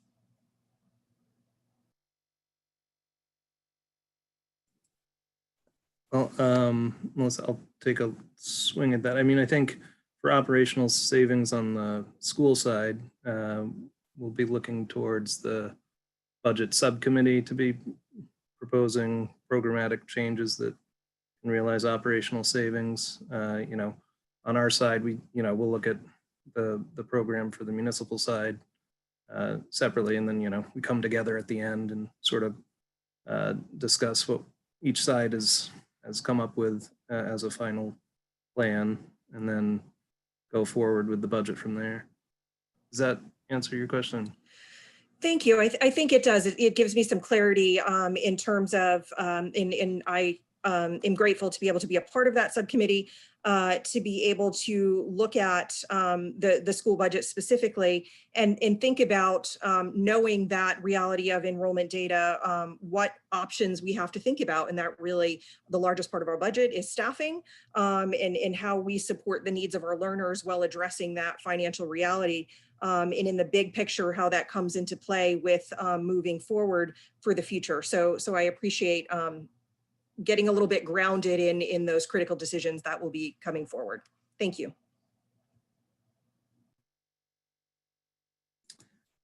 See Michelle Russo.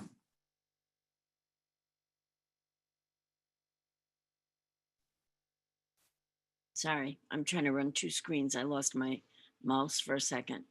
I want to follow in Ms. Bergner's footsteps there with the homeschool people. I just need some clarification. That number of 97 homeschool students does not include those families who are doing virtual learning, but are doing it through the school department. Am I correct in that? That's correct. Okay.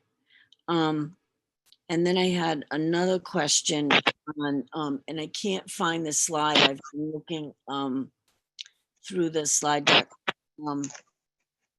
When Ms. Pellerin presented her part of the presentation, we know that the state has put forth a requirement of 3% of the operating budget for maintenance.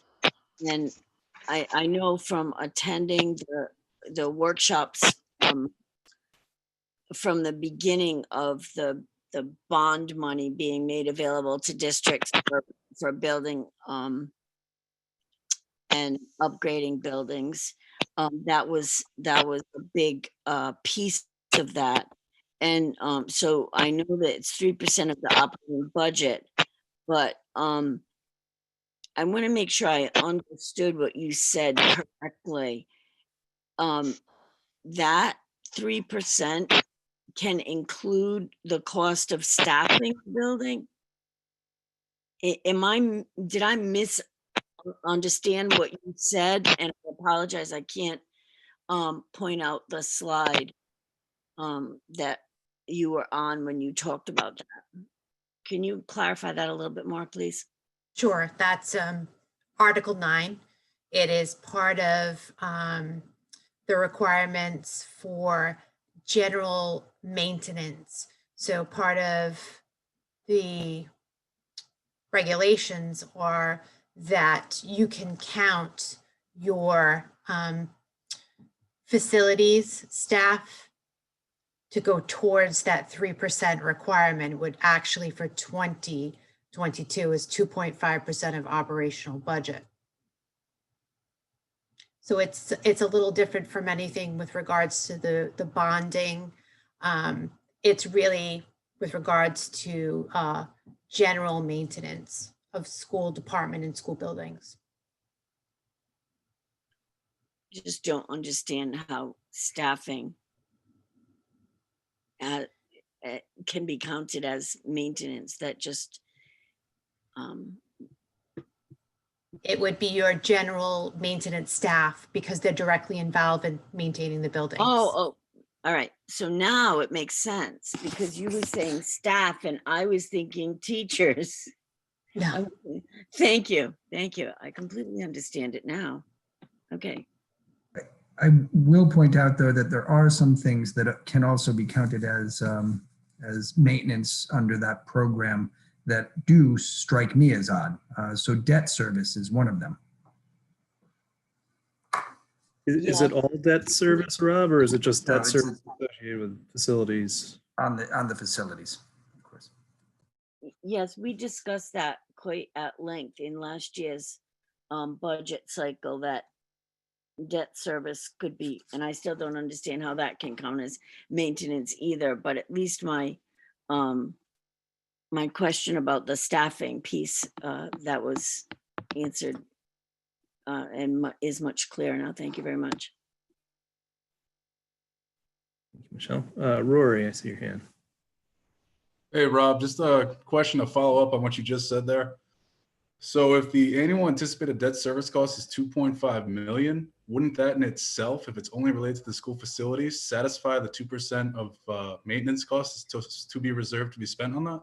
It's actually why I raised the issue, because it does help us sort of be creative about how we handle the debt associated with the facilities project. Because you have to spend on facilities maintenance now, because you're going to next year have to be at 3%. You could, in fact, since you're renewing your facilities entirely, use that or a portion of that expenditure, which is state mandated, to offset the tax burden for some period of time. Now, what's reasonable? In year one, you shouldn't have to fix what you just fixed. In year 3, 4, 5, now you really have to start worrying about that strategy. And it's not necessarily a wise thing to take all of that, all of your maintenance and deal with it that way, but you could do some offset. In the early years, it makes sense. Got it. Thank you.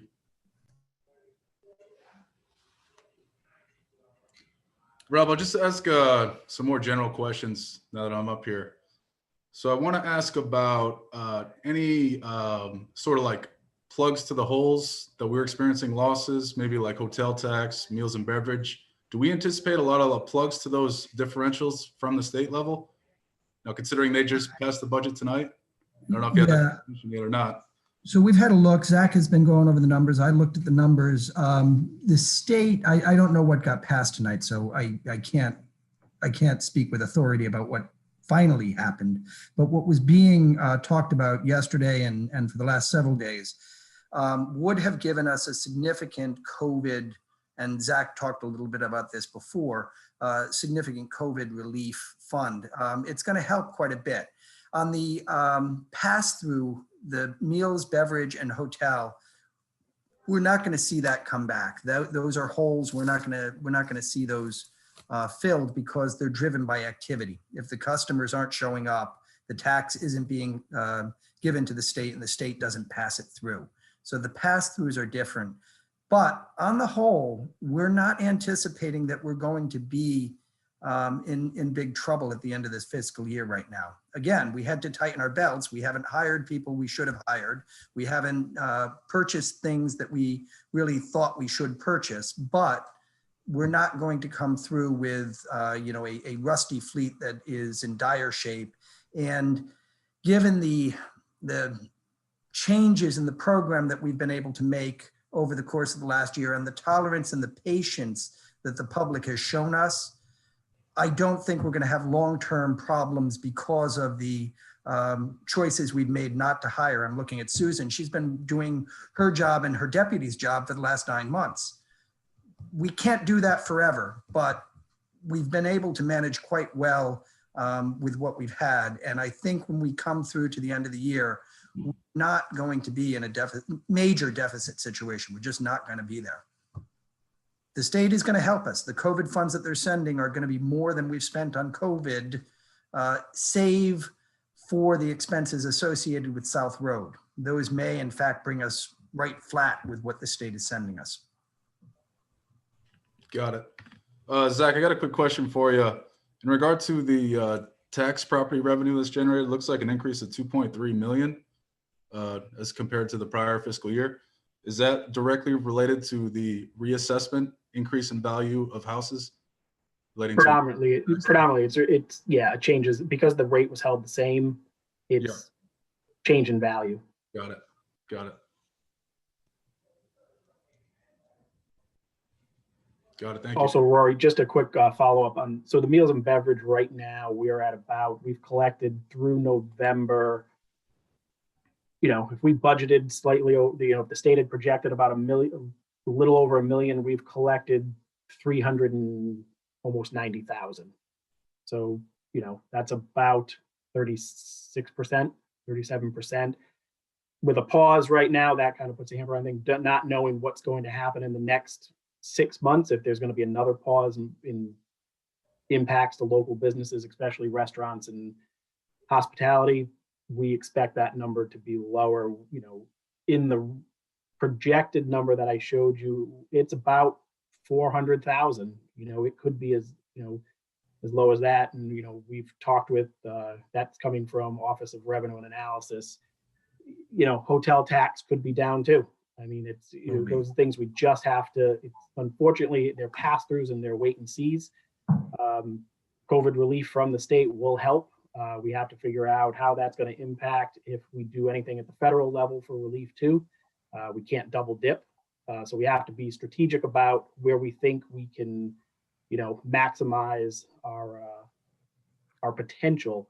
If it passed, I believe that if you're saying it passed the House tonight, it means it's probably going to the Senate tomorrow. I think the Senate's going to take up the budget on Friday. So hopefully we get some, closure and we'll know from there.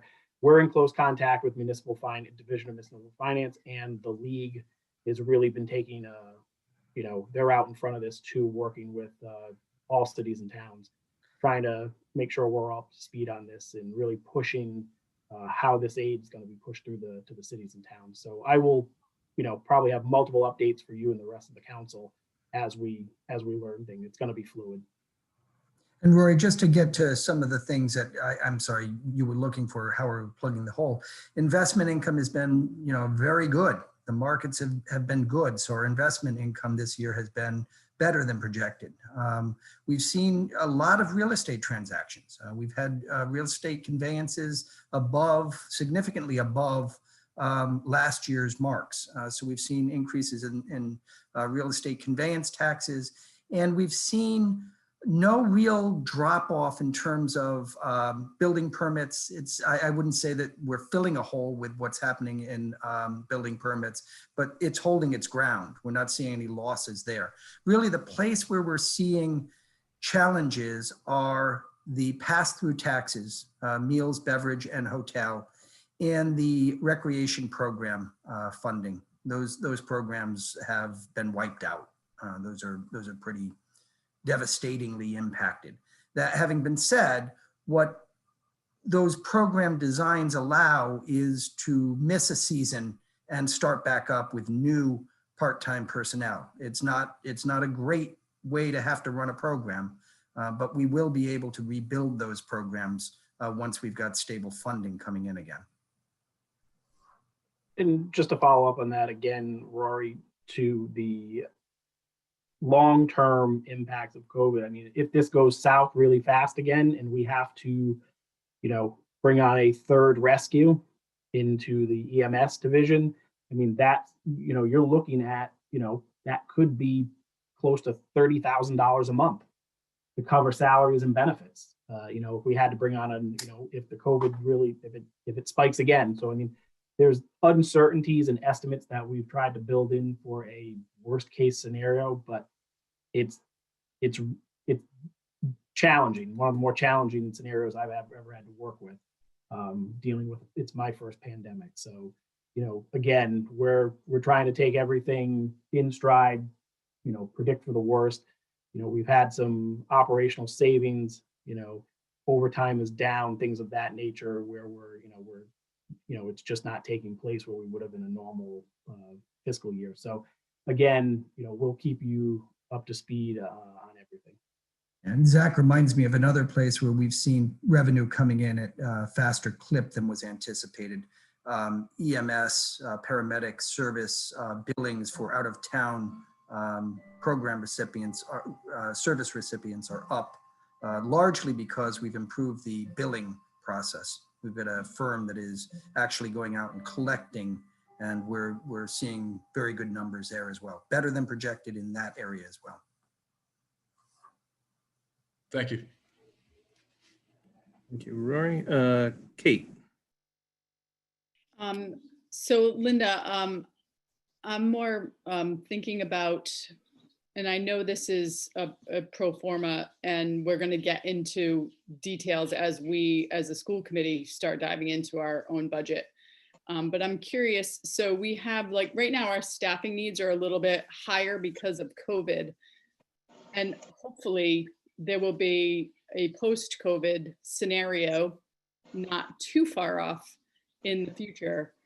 Do we have, going forward in like 2022, do we have plans so that looks at our current situation where we're funding things that are specifically COVID related, but then also simultaneously having an idea of, okay, we might not need XYZ because now we've, vaccinated half of our population, and so we don't have to worry as much. Not that it's going to happen anytime soon, but I'm just curious if we're running kind of two sets of numbers as far as we have a COVID world and we have a kind of a hopefully non-COVID scenario. Do we have kind of both of those available, especially revolving around staffing and transportation? I mean, we have it all broken out, and I know we've been sharing with school committee along the way, but I guess my as we've stepped through is that this isn't going to be like a flick of like it's not going to be an on off button for us. It will, because we know when you're in the thick of it, I think you realize that there are implications to it that are long-term, right? We know that even though we're back at school, that school does not look the same. We know last March had an impact. We know that there are supports that we're going to need to give to children that are not being met, that can't be met. We know we still have children that are home virtually that need to be. That's the best place for them, and that there are going to be gaps. So I'm just sharing kind of some of the other concerns. So it won't be like, okay, now we go back to the way it was. And I do think going back to the way it was, even physically, will take a little bit longer than we would like. But with that said, we are absolutely keeping everything separate, analyzing, knowing when we are adding something. So we add CNAs this year. To CNAs, we know that that's directly there because of COVID. Would not be there if COVID didn't happen. So we are keeping track of that. I'll also share that we are functioning in a freeze. So we never just had at it like a normal year. We didn't say, okay, we know we have an adopted budget now, we're going to move forward. We didn't do that. We have been frozen and over analyzing every single purchase that comes through, and more often than not, really not moving forward with them. So we've been delaying where we can delay things because we know that this is not a normal scenario and it's long term. So it's really every single purchase is overanalyzed. And that's just how I think we're going to have to step through for a long time. So while and everybody knows that, of course we want to keep that away from kids. We try to keep that away from teachers. I'm not saying that our teachers aren't feeling that, but I like to think that we are trying to still protect them and just every single day prioritize. And yes, so the answer to your question is yes, we're keeping things segregated, but I wouldn't also say maybe we'll be down the road that we won't need the CNAs supplementing our school nurse teachers. But I do think that there'll be some level of intervention that will have to take place though. And so we're just thoughtfully trying to step through. I am proud of the fact that we've added all that we added this year without needing, we've never asked for any kind of, we've not changed anything, our budget. I know other districts at the end of August had to go back and have an ask because they needed additional staff to spread out, or they needed the dollars to the CNAs, or they needed to make, for the air purifiers. We have tried to use grants to do all of that so that didn't have a financial burden on our community wherever possible. I don't know if that helps. It did. Thank you very much. Thank you. Michelle, your hand is up. I have a question about probably, I think this came from the finance director for the town, Mr. Saul's part of the presentation. When you put up the graph about the bar graph that showed the comparison between the debt service and other expenses, it was 2023 that there was that huge spike in the debt service payments. Would we as a community be receiving reimbursements from the state bonding by that point? You said the projects Yes. would be pretty much completed. And so would we be receiving our potential payments from the state by that point? Yes, so the state will start to issue reimbursement when a project is deemed substantially complete. So it doesn't have to be 100% complete, but when it's substantially complete.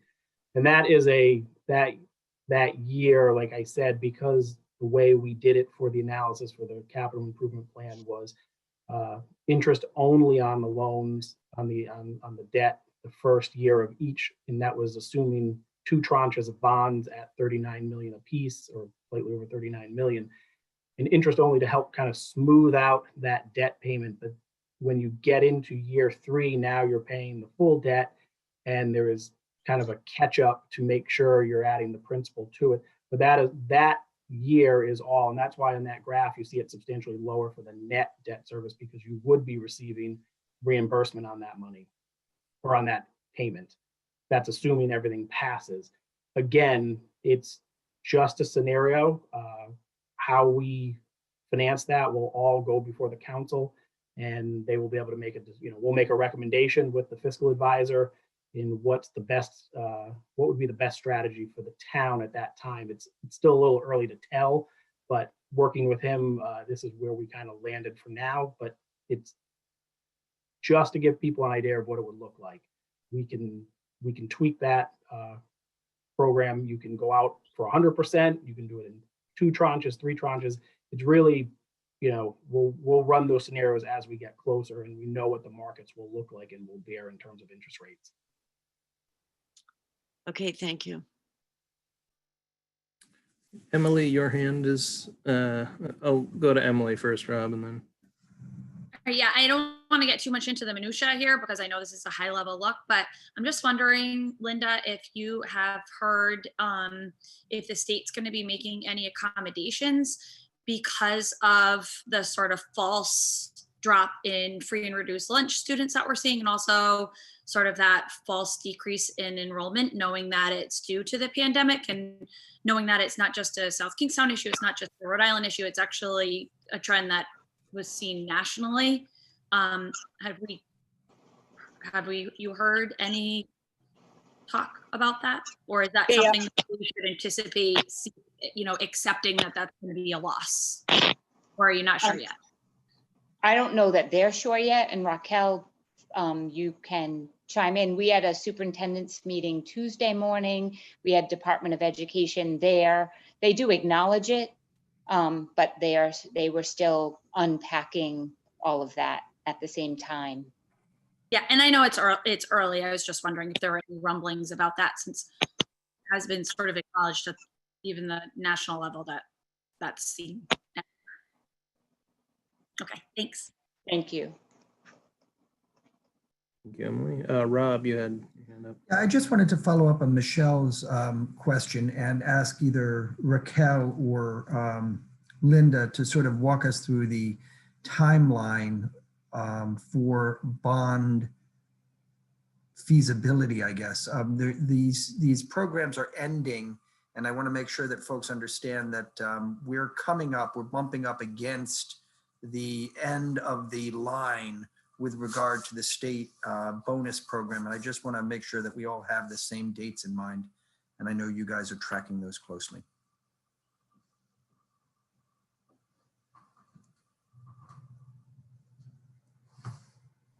I'm just pulling it up so I can grab you want the end dates for the capital dollars from the state, Rob? Yeah, we currently have this scheduled for bond referendum in May of 2021. And construction has to begin, my recollection is December of 2022. I want to make sure that I'm correct on that.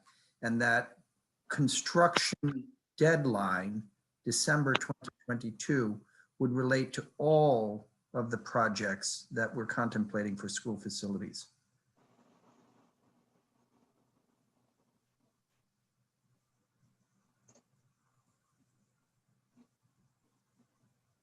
I just sort of, there are a few things you can fix early in the, and by fix, I mean, you can ascribe a definite date to early in the budget process. I think that that date for a bond referendum is one of them. I think we've got to bake that in early because we're really without time for moving that later into the year. Yes, if you're, so Rob, the bonus points, Yes. piece, right? Yeah. So for example, and I'll just mention too, I think Sam is here, in attendees, but just in case we end up there, but health and safety, commenced by 2022, complete by 2027. So commenced by 2022 is December? Yes, Okay. And health and safety is one of the 5% bonuses that the project is built on, right? yes. Educational enhancements is the same. So that's another one. That's the same time frame. That's another And 5%. And then so then commence 2023, complete 2028. So that's the replacement, newer and fewer, decreasing overcrowding, and increased utilization. So those 4. Okay. And commence 2023 is again December? Yes. Okay. So we've got 10 of our 15% worth of bonuses that are tied to December of 2022 then. Correct. All right. That cannot slide, otherwise we lose the opportunity to get those. And those are both projects, health and safety, the elementary schools and Broad Rock, I assume. Yes. And educational enhancement is all of them, I'm sure. That's right. Okay. It's all in how you write the grant, I suppose. Okay, thank you.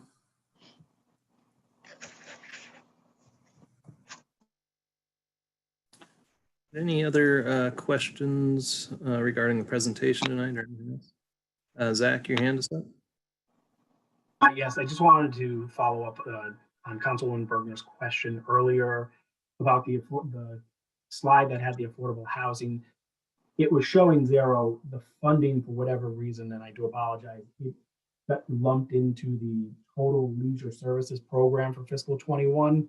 So there was 225,000 for affordable housing in 21, and that is what's in the budget. The slide is just incorrect, but the total, the overall total for 21 is correct. And the 225 for whatever, I have to look at, is in leisure services total program. So I apologize for that, but there is funding for affordable housing. So the difference on that slide should also be 0 in the last column? Yeah. Okay. Correct. And same thing with the village improvements. So those should be 0 over the 5 years. The funding is in place in fiscal 21 and proposed. That should cause, which is why the totals did not change. So I do apologize. No, you don't need to apologize. It just caught my eye at 0, and I knew we had talked about the trust. I'd heard funding going to the trust, and I didn't think it went from 0 to open space to all to the trust. But so no gotcha moment. It just caught my eye. Can I ask a question? So one of the things, Rob, when you were talking about income, and then we talked about the pass through when Rory came through, where is that in that list of slides? How do you said, where do we get money from? And you had property taxes way at the beginning. Where does the pass, is that a line item? It is a line item in our budget. We didn't, I don't think we have a slide. Okay. I think, in fact, the slide that we initially put in showing that was taken out this afternoon. Okay. It is a portion of our income. It's not a substantial. Right. It's, 0.5% or something.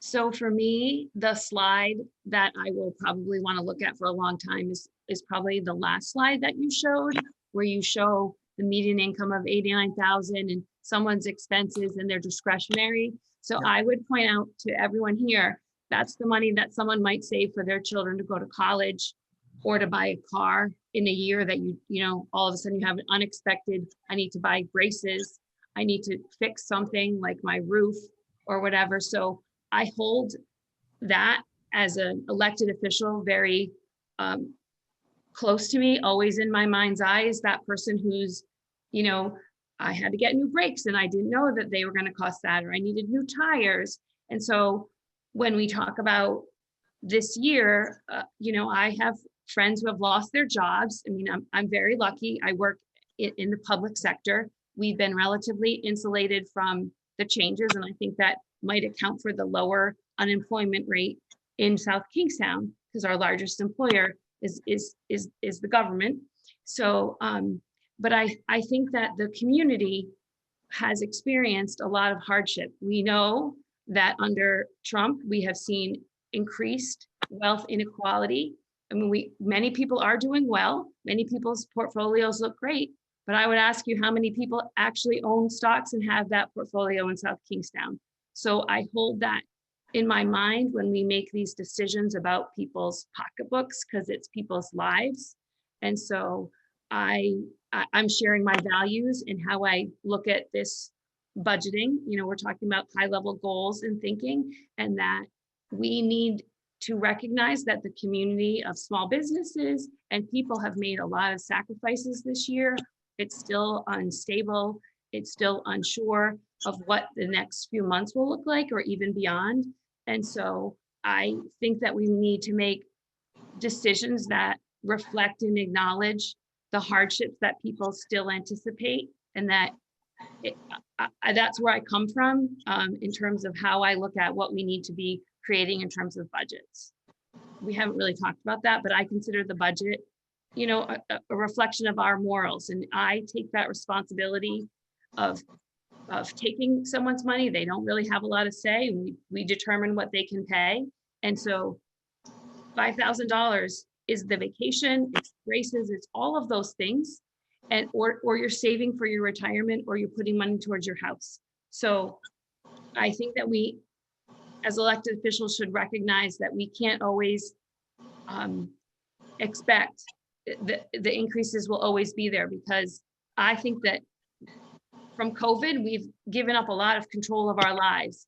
And so that, for me, I want people to have the economic control in their pocket to decide how they're going to spend their money. And so that's where I kind of come from, because that's what I hear from my friends and from the work that I do. Thank you, Deb. Emily, your hand is up. Yeah, I just had a question for Rob. When you're bringing up the dates that are kind of looming over us in terms of deadlines, was that because you have concern about where we are, or was that to do with the conversation that you began Monday night, the council meeting? I'm just wondering. So I think it is important. What you're thinking. I think it's important for us to recognize that what we're contemplating in our budget, have contemplated now for 3 years. This $85 million bond was actually a number that was developed by the former finance director with assistance from the former town staff. It wasn't actually a number that I invented myself. It was a number that was developed by a team 3 years ago. And we stuck with that number because it represents sort of the outside limit of what we can afford to put into a project. But to maximize that, we have to take advantage of state reimbursement. And we really are bumping up against the limits on that state reimbursement. If we have less than 24 months to start a construction project, that's not a lot of time. I mean, just contracting can take up an awful lot of time. So I am nervous about building a budget around an assumption of, it looks like 10% more state reimbursement if in fact we cannot achieve the programmatic administrative components of that effort. If we're budgeting around 10% coming in and we can't actually run fast enough to get the 10%, that's a problem. So I am nervous about it. I think that the idea of the newer and fewer being a 23 gives me some comfort, but we can't slide past May or June. We just cannot slide past May or June. And you know, in the discussion the council had around the information we received from the state legislature earlier this week, that the state is going to do a bond on March 2nd. You know, if we could move it up, we give ourselves contracting headroom, we give ourselves administrative leeway. That is appealing. But again, I don't think we're in trouble on the newer and fewer. And you know, it's less than 24 months, but it's not less than 12 months. It just is a point that I think we need to recognize.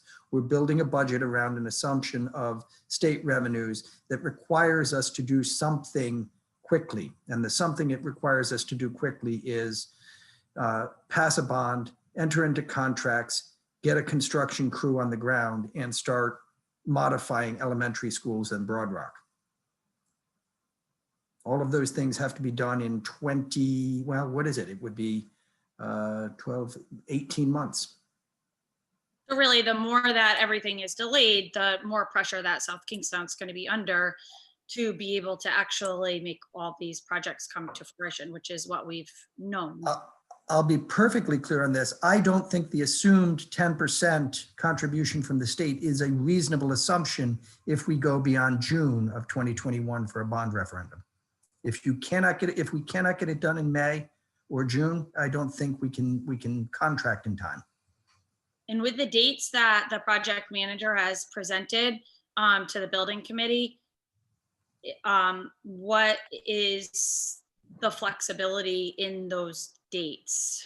Just because, I mean, this budget is being thought about in the long term about this $85 million bond. So it is a pretty significant part of our conversation here. And I mean, 10%, if we don't have the 10%, that makes this project unaffordable to South I'm not Kingstown. sure I understand the question. So when you're talking about the dates that are sort of looming ahead of us, right. And the dates that the project manager has presented to the building committee in the past, are you comfortable with those dates, or are you feeling like that needs further discussion? I'm just not sure how that.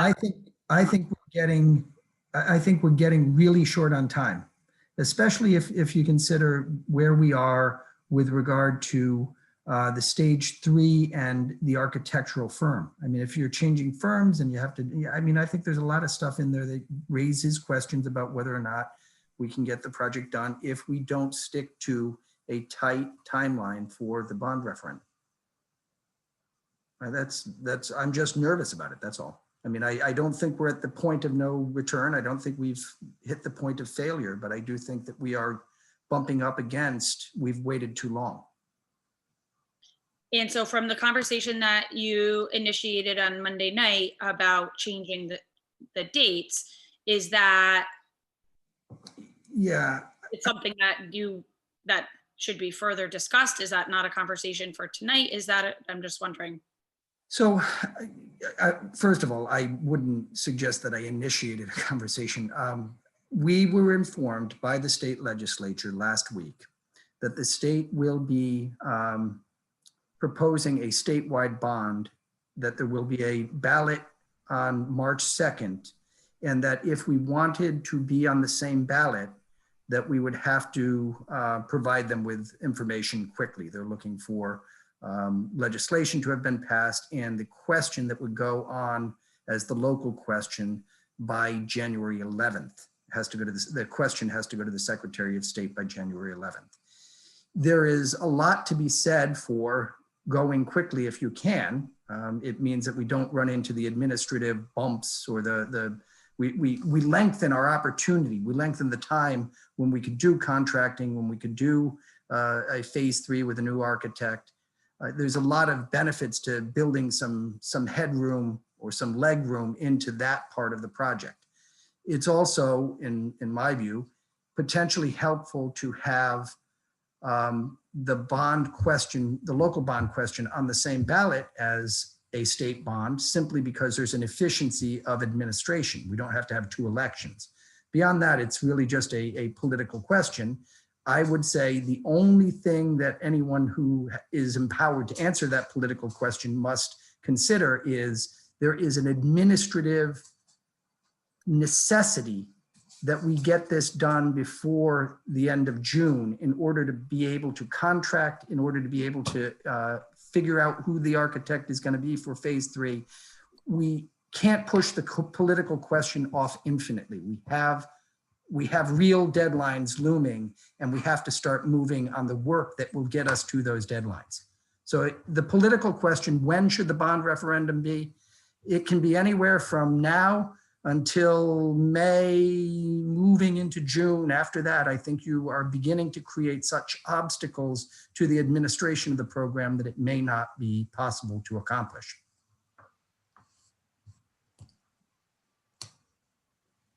All right. Christy, I see your hand. Just one follow-up question to that conversation that was happening there. Did we hear from the Secretary of State about whether you can withdraw language or? We did, and the Secretary of State has advised us the absolute drop dead would be the 18th. You've got about a week when you might be able to pull it back from the printer. All right, thanks, Rob. Christy.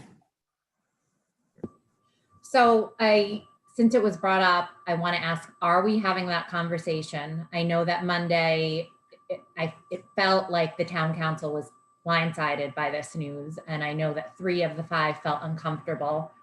I felt uncomfortable watching it. And being on the school committee right now, I feel uncomfortable thinking about it. And it's one thing to have, we know we have till May or June, and then pushing it all the way up to March. That's a big difference. So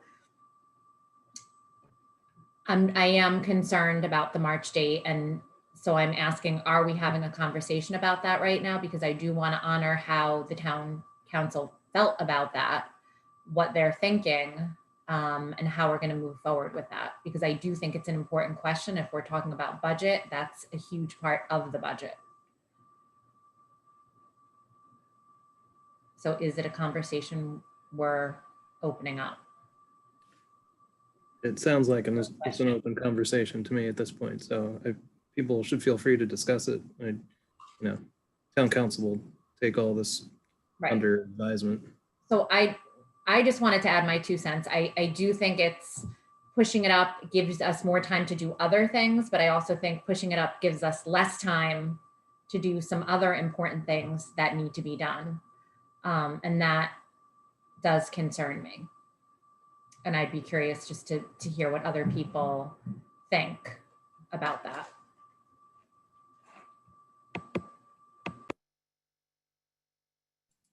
All right. Zach, you've had your hand up for a bit. You're probably going back to a couple conversations, but. Just, I wanted to follow up on Rob's, the definition of, the determination of the 85 million. If everyone recalls, we had the fiscal advisor come in, speak to the community, and 85. Zach, we can't hear you. I'm sorry. Is that better? Yes. Sorry about that. So the 85 million is a number that puts us in a position that, our debt capacity versus what we can afford are 2 very different things. We have a capacity for higher than 85, but the affordability, comes into play. So the 85 is kind of that strike zone, but it is 85 with all of the reimbursement. So if it doesn't, I'd be doing a disservice to all of you and telling you that would be the way to proceed if you're going to lose any of these reimbursements. So the 85 is affordable with reimbursements. And, again, we can bring, PFM back in to talk about it, but I just wanted to put that out there that, that's kind of how that number came to be.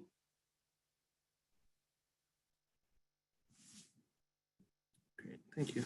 Kate. So I need clarification, and I think Linda and possibly Deb Kelso can help me. So Rob, when you were saying that the project, and maybe I misheard you, you said that the project needed to be completed by 2022. It just needs to be started. Yeah, So- it's been completed. I misspoke. Okay, because those are two distinctly different things. And I want to make that very clear that it does not have to be completed by 2022. It needs to be shovels in the ground for 2022. And it does, so we want to make sure that we're not all of a sudden like, oh my God, we have to do this in 2022. That's not the case. It needs to be, there are certain things that need to be started. So that's kind of first and foremost. And then I guess as far as I'd rather let other people chime in on this particular topic before we get into the timing of the bond, because I don't want to keep crossing back and forth. So. All right. Deb Kelso. So it's my understanding that it's not even shovels in the ground in December of 2022, but a plan, contracted plan. So a contractor would have to be engaged at that point, but it's not a shovel in the ground, I don't believe. I may be wrong, but I don't believe it's shovels in the ground at that point. Also, just as a point of reference for everyone who's listening, who's not intimately involved on that building committee, we will not see RIDE approval on this stage 2 application until April or even May. So my preference is to stick with the spring bond referendum that we have currently on our schedule. And to me, spring means May. So I'll be advocating for a May bond referendum. I understand the value of piggybacking on the state, but I think we made some assertions to the community and put a timeline out there that I am hesitant to move away from. So we'll submit the stage 2, or I'll vote to submit to the stage 2 for February 15th. We will not get the approval from RIDE immediately. We'll be waiting for that for a couple of months, and then we'll have a bond. And December of 2022, we need to have contractors in place, not shovels in the ground.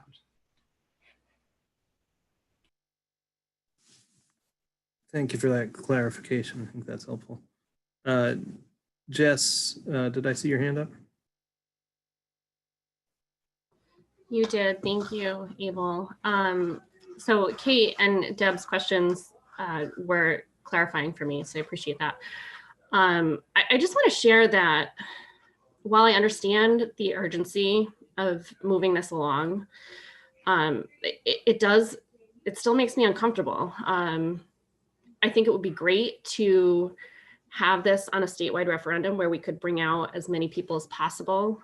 But at the same time, I think what we've already been promising the community is we have to keep that in mind. We have to build trust here. So I've thought really long and hard about this since Monday night. It has not been easy. But I have to say that I think I will also, support a May referendum as well.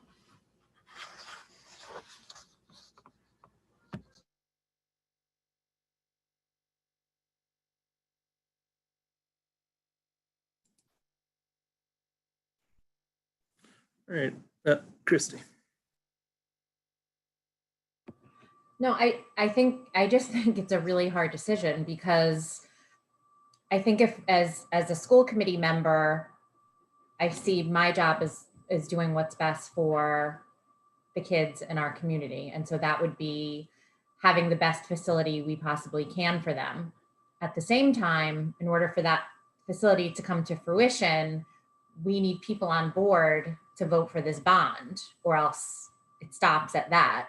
So the question then becomes, is having it at a time when more people can vote outweigh spending a little bit more time for people to go over it and feeling more comfortable with it, and people are going to come out and vote, whether it's in March or it's in June. I think there's two different ways to look at it, but at the end of the day, the goal needs to be for it to pass, and what's the best way for that to happen.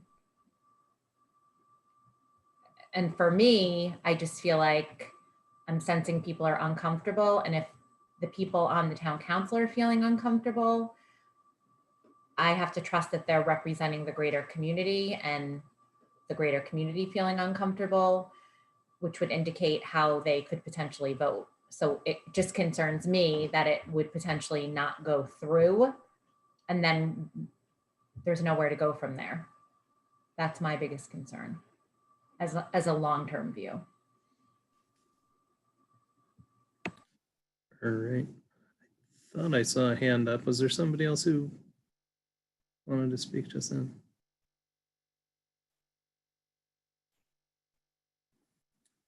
Yeah, I mean, I think Rory. So I'll just kind of provide my input to this. I definitely do think there's some upsides to having the question on a March ballot. I think it increases the turnout. I think ultimately that's one of the things that we as a council should be striving for. Higher turnout gives us, better indication of what the public wants. I think could be done more administratively efficiently if we have it at the same time when there's state referendums. I think that makes sense as well. But ultimately, if the majority of the council is uncomfortable, if the community is uncomfortable in moving this fast, then I gotta support the majority. I gotta support the community in their concern there. So as far as that, I think I will be in favor of having the budget in May as opposed to moved up to March. The ballot, yeah. Yeah. Thank you, Rory. Deb Bergner. Thank you, Abel. I just, it's 9:22. It's been 2.5 hours and the public hasn't had a chance to comment. And having been a member of the public until very recently, I know there might be people who are anxious to speak, and I just didn't know how that procedurally works. Can we stop, take questions and go back? Because I don't know, to me, they've hung in for, a long time. Do we want to ask the 25 participants that I see if they have something to say?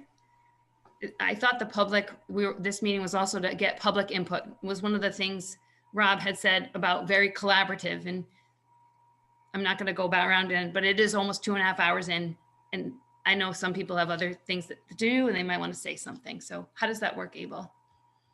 We go in order on the agenda, so we're still having productive discussion, I think, here. We've been getting to this issue, talked about other issues. I think it seems to me that we're sort of petering out in this conversation. At that point, I think we'll probably go over to public comment. That's a typical procedure.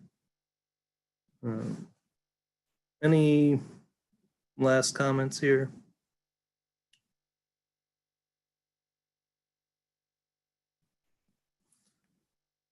All right, very good.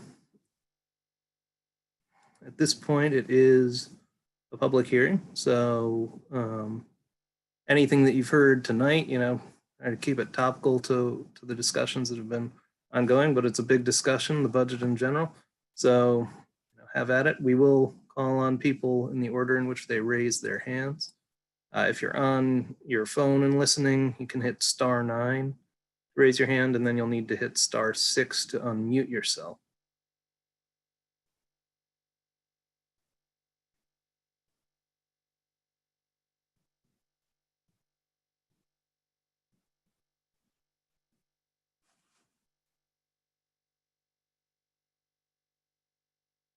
And, if there is anybody who something pops into their head on the council or committee, raise their hand as well. So Abel, there's a message in the chat from Paula Bradley.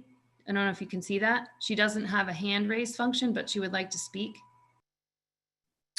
Works. What's happening with Zoom with some people not having, raise hand option? There we go. Can you hear me? Yes. Oh, great. Thank you. Yeah, it just says Q&A for some reason. There's no raise hand function. I'm not sure why. It looks a little different from how it usually is. So this is Paula Bradley. Just a few quick things. One, Deb, thank you for acknowledging that we're out here listening and waiting. And some of us do want to add a few comments to the discussion. I appreciate that. Rob, also, I liked how you started the meeting with an overview of kind of the foundational budget knowledge. I think that was great, and I think it's really important that everyone, has a really firm understanding of these concepts. So thank you for doing that. My main point tonight was I wanted to just kind of highlight what I saw in the enrollment projections that superintendent shared. I think it's really important to point out, just doing some quick math on the amount of time that it was on my screen. So overall, we are going to continue to see a decline in our student population in the next 10 years. So if you look at the numbers, we're at 2,700 right now. By 2031, we're looking at 2,100, which is a 23% decrease. And then if you look at the high school specifically and compare it now to then, we're looking at a 35% decrease. So going from 950 students now to about 600 students in 10 years, which I think is really relevant to the discussion that we're just having around the facilities project. So I really think that's one reason why I wanted to highlight it. And then also I find it really interesting if you look at Broad Rock, and what I did was look at just the 6, 7, 8 data, just to kind of compare apples to apples. And if you look at our current 6, 7, 8 to our 6, 7, 8 in 10 years, it's a 27% decrease. So these numbers are, very significant, and they're also following a continued path of declining enrollment that we've had for the last decade. So this is real, and it's not necessarily a problem. It can definitely be looked at as an opportunity, but it needs to be acknowledged within our budgeting, with our planning, really. What I also found was really interesting is if you look at the current Broad Rock population, it's 421. And if we're comparing that to what we're going to be in 10 years with an addition of 475 students. So that's just a 10% increase. And I think we really need to make sure that a building addition is necessary for the size of the population that is anticipated to be there. So I just wanted to kind of point out and highlight some of those numbers, as the school committee and the school department start kind of some more long-term strategic planning. I think these numbers become very relevant to the discussion. So I just wanted to highlight those. And then lastly, my third question, and I might have missed it. I've been sitting here most of the time. I stepped away for a quick second, but I didn't see a figure for our current cost per student. What is our current cost per student?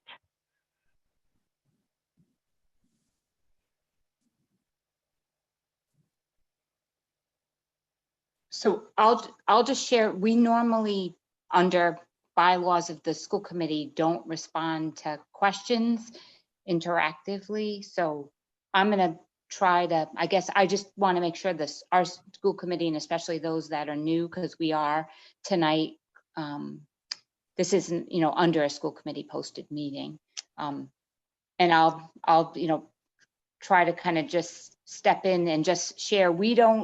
We look at our cost per student, if you will, as a per pupil created by the Department of Education, not something that we calculate. So we look, and Raquel, I'm not sure if you want to kind of speak to that, how it's handled. And I know here historically, we've done it differently, but as I did share, stepping through last year, it's not something that can be done and be compared district to district, which is what we should be doing and what the purpose of it was. And then if we are going to have our own, I would just like to make sure that we're clear about the criteria. So for example, if another community pulls out capital projects and doesn't include it, or another community doesn't have aspects in it like technology because they pull that out as a warrant, but we are including technology as a cost per student, then we would just want to make sure that we are clear with what we are including in that analysis. So today we did not present a thoughtfully created budget built from the ground up. That's ultimately what our goal is to do as we move through. Today we just presented what are the enrollment projections, what do we see as concerning expenses, high cost expenses, what are our predictions around our revenue for what we know today, if we stayed the same, what would expenses look like. But I wouldn't want to, I would never present a budget based upon just solely on this information. I don't know if that answers, and I will share just in case folks aren't aware that the building work, when we do our stage 2, it is based upon what you see in terms of, for example, NESDEC. I understand we didn't use NESDEC originally, so we've not continued to use NESDEC, but it's a company that comes in, does your enrollment projections. We have always shared out also the NESDEC projections, and they use 5 years out as required by Department of Education. So when you see plans developed, conceptual or otherwise, those are grounded in a 5-year projection, 5 years out, because that's what's required by Rhode Island Department of Education. Okay. No, thank you. I appreciate that. I just think it's important to look at a long-term perspective, even if RIDE's only requiring 5 years or looking at 5 years. I think it's important to understand what's going to happen down the road and make sure that we're making, smart investment choices for our students and our community. And I think just to jump back to the cost per student, I think it's a relevant data point, especially when we do have declining enrollment, and we've continued to have declining enrollment. So I understand that it might not be something that you have now, and this is early budget planning, looking at goals and objectives, but I think it is a relevant data point to have going forward. So thank you. Hey, Abel, sorry to jump in here. I just want to make sure that you see in the Q&A section at the bottom of the screen that most participants seem not to have a raise the hand function. So we do have people waiting there for. Yes, I do see that. So communicated with Reese and Greg that they're in the queue, and whenever you want to bring them in, we can. okay, yeah, we'll get them in here. Did we switch to a new version of Zoom, or what's happening here? I don't know. Susan, have you any idea? Zoom did update this week. Now, we switched to the state license that we have been given, but we don't seem to have the same administrative controls, or at least we haven't set them up properly, I'm assuming, because previously everyone had the raise hand function, and it appears that they don't have it tonight. So we're going to look into that. If it turns out that we can't provide that under this license, then we will go back to using the town hall license that we had previously. Great, so that yeah. we can have that raise hand function. But if you'd like, I can let people in if they type into the Q&A that they would like to speak. I think that, yeah, that's a good procedural move. Well, for me, I see raise hand when I click on panelists at the bottom of all the panelists. I don't know if other people might find it there. We've gone through all of that. No, it's not there. Yeah. It's not there. Right, I'm not sure. Are the town hall meetings typically webinars or meetings? No, they're This is set up webinars. Webinar. They're webinars. It's the license that we switched over to a different one. And just so Susan, you're aware, or Abel, you're aware, it was Raisa, Greg Sweet, and then Jocelyn Leska were in the Q&A. All right. So if we can bring them in that order, that would be great. Thank you, Susan. Okay. And I will just note to Linda's point, this is public comment. Feel free to make a comment. You can ask a question. If it's specific, somebody might choose to answer it, but it's not a public hearing where we do have a back and forth conversation. Okay. Hi, everyone. I thought actually this was a public hearing. Am I wrong? No, this is just a regular town council meeting. If you look on the agenda, it's listed as item C there. Public. Okay, it's fine. I don't actually have questions that I need answered. I actually did want to start with a positive because I think there's so much negative and there's so much going on in the town and the world right now. And I want to say thank you very much to Linda and to her team for doing their very best to keep kids and teachers and staff safe, but also to keep our kids in school. It has meant so much to my son, who is a senior at the high school, because he missed the end of his junior year. And so even though it's different, I wanted to express that gratitude to you. It means a lot. Of course, I have concerns about the budget, and I want to dive into that a little bit. The thing about the facilities plan that I think is important, and I think I've talked about this before, we talk about an $85 million bond, but we have to be really clear with the community that there is pay-go money and that there is capital money that is associated with this project.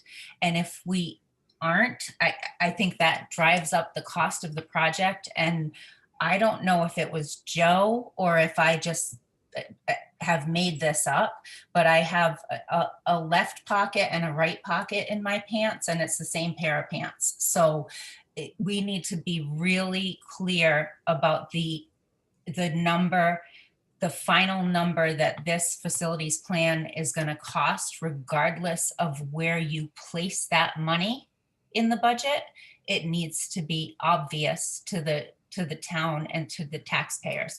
I'm really grateful for all of the elected officials who have expressed concern about accelerating the bond language and accelerating the vote, because I think there's been a lot of mistrust in the community, and I think that really would just add to it. In a normal circumstance, I do understand that if you have other capital improvement projects going on throughout the state, you would obviously put those all on the same bond referendum and the same day, because why wouldn't you? But this is very different here in South Kingstown. And so I think it's important to stick to what you have told the public is going to happen, because it's like we are ping pong balls in this situation, and it can't continue. It's got to be a little bit of consistency and a little bit of, we know what to expect, and that is not what that felt like. And then I also want to take you back to 2010 or whenever it was. I think it was 2010, maybe it was 2009, when the funding formula was enacted. And what concerns me, and I really don't want to be a downer, which is why I tried to start with a positive and tried to be thankful for the district and for our town, but that when the funding formula was originally enacted, it was very clear that the state felt that more money needed to be funneled to the urbans. And what concerns me is that once we're through COVID, South Kingstown is going to get hit again, because we haven't shown that we're willing to look at significant operational savings. We haven't shown that we're willing to look at closing buildings. And I'm not talking about moving a high school to make another high school, because 75% of your operational budget is salaries and benefits. So moving a high school to make another high school equals the same amount of salaries and benefits. And so I know that this is a difficult conversation, but what we were told in 2009 or 2010 was that if we felt like we could operate the same number of elementary schools, that we clearly didn't need the state money.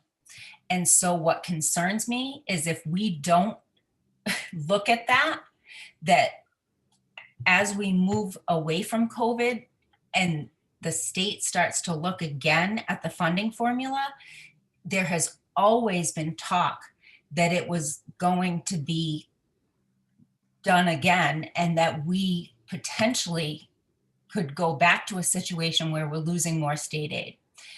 I don't know when we get to a point where we lose so much state aid that we say we don't need to follow the mandates. That's another conversation.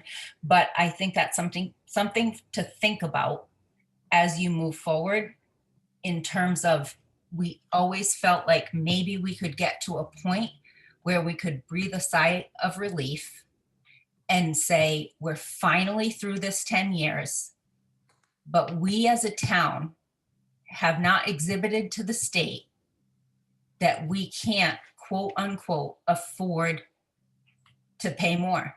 And if we continue to do that, they're going to continue to say that there are significant issues upstate, and they're going to funnel the money there. So thank you again. This is hard work, and I appreciate everything that all of you guys are doing.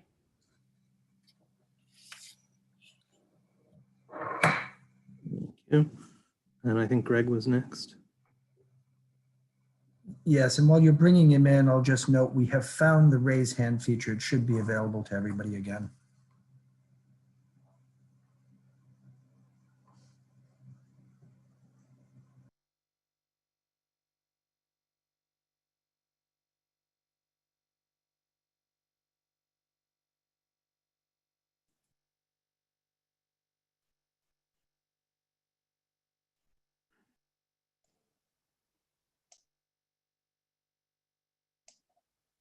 Can you hear me? Yep. All right. I'm not sure if I heard this wrong. And I think it was either 5 or 10%. I'm not sure which it was, of the extra reimbursement we would be getting from the state. I thought either Zach or Rob said that 5 or 10%, I don't know, was basically only going to be coming, we'll only get that if we do the work on Broad Rock and the elementary schools. Is that correct? So let me just clarify. There are 3 5% bonuses. The 3 5% bonuses are for safety enhancements. That's work that will be done on the elementary schools and the Broad Rock School. It'll be done actually in the high school as well. The educational enhancements work will happen on all 3 structures or all of the schools in the inventory. And the fewer but newer will only, well, it's hard to say. It depends on how you write the grant application. It will have effect at Broad Rock and at the high school if the high school is relocated. So the answer to your question, Greg, is yes, you heard correctly, but it's much more complicated than I was able to explain in that brief statement that I made. The 10%, you have to commence the work by December of 2022.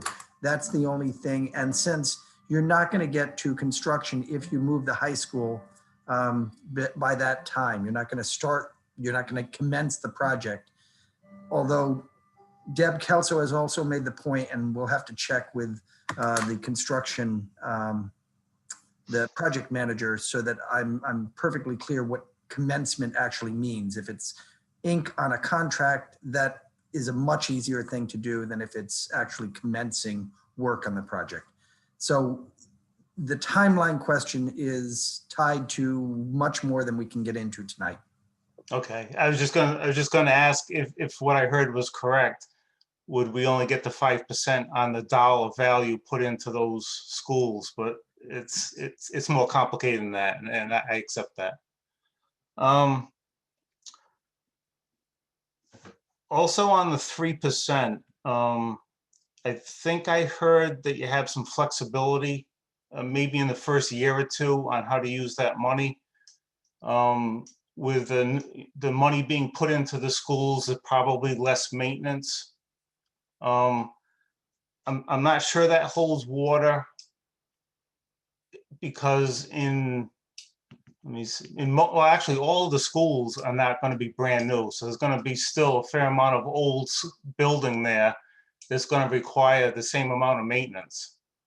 Obviously, the addition at the new high school or new location, that shouldn't need little to no money, but the rest of the schools would. So I don't think it's wise to consider taking money out of that to finance or help finance the whole project. I guess you were talking, I'm not positive.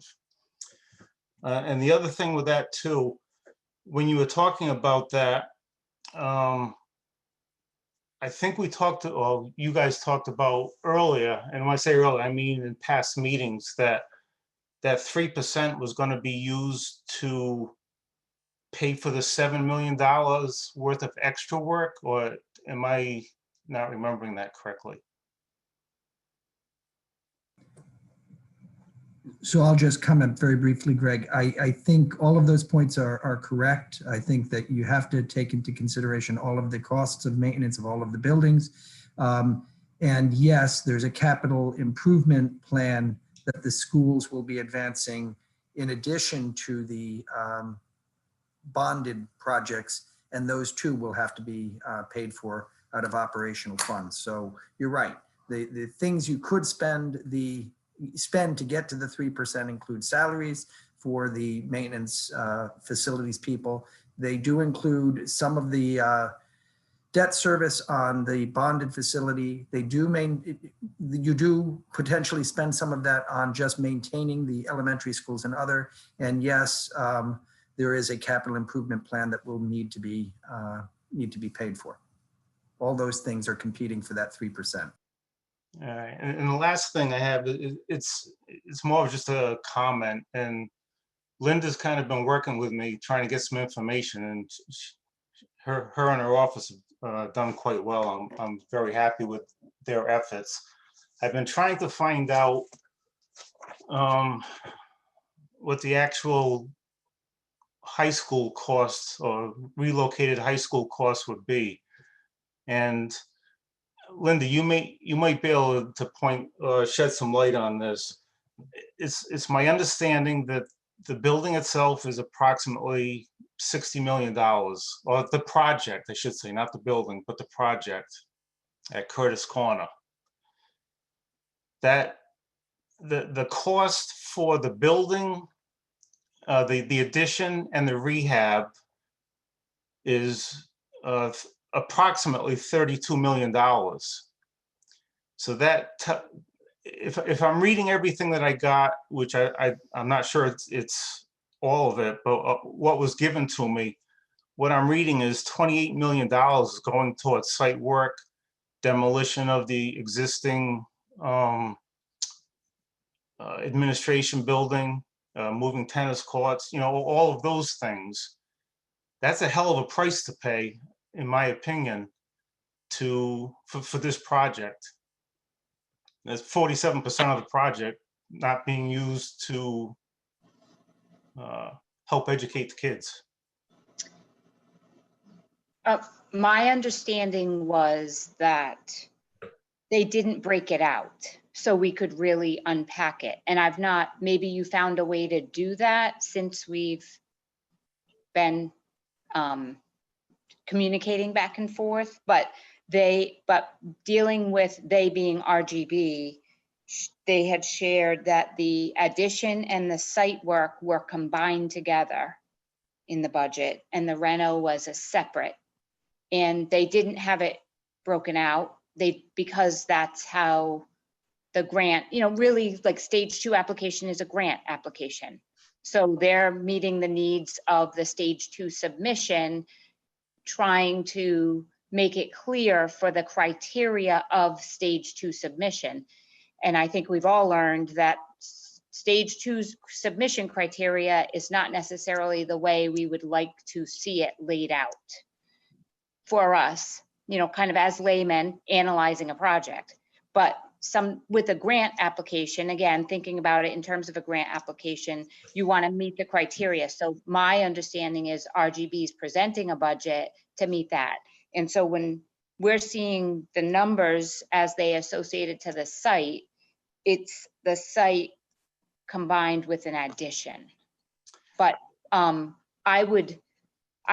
thinking, you know, really like that's a question we can put back with the building committee, and and then unpack it with the project manager, with RGB at the table, have it as part of our stage 2 conversation at the building committee.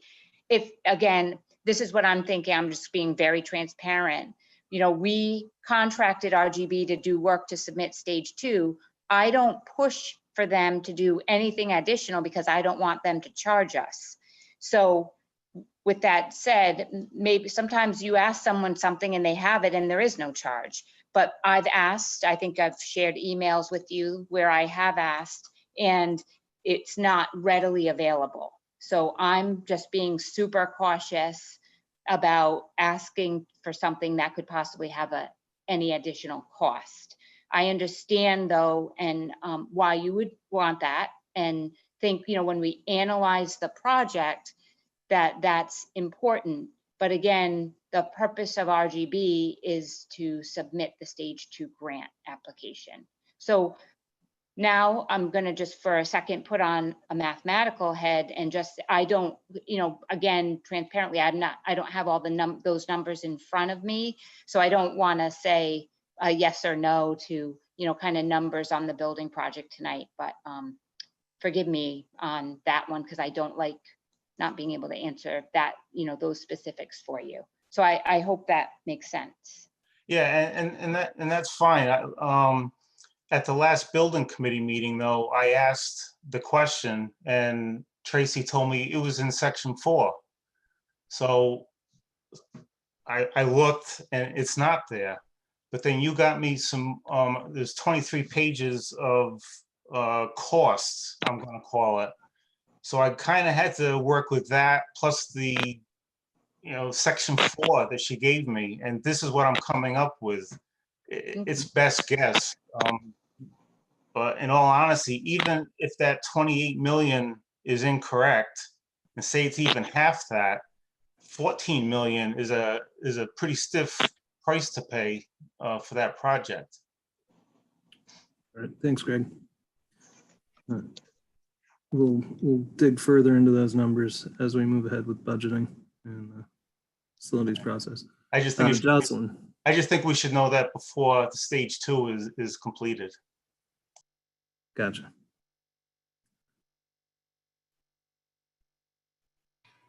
That would be very, very helpful to me, that I would like to see that cost. Greg's question is simple, but it's very revealing to me about the project. So as someone who would like that information, I just would appreciate it coming back to all of us, because the change is a substantial one to our community. And I would like to know how much of that project is going to go to the site costs. Like Greg's question, probably many people in the community would want to know what the breakdown is. So I know he's been trying, and also other feedback.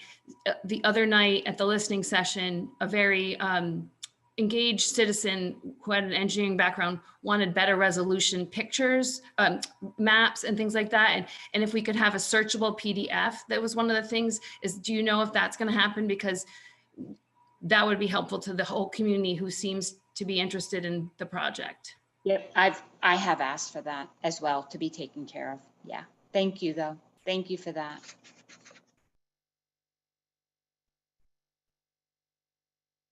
All right, Susan, could you bring Jocelyn in?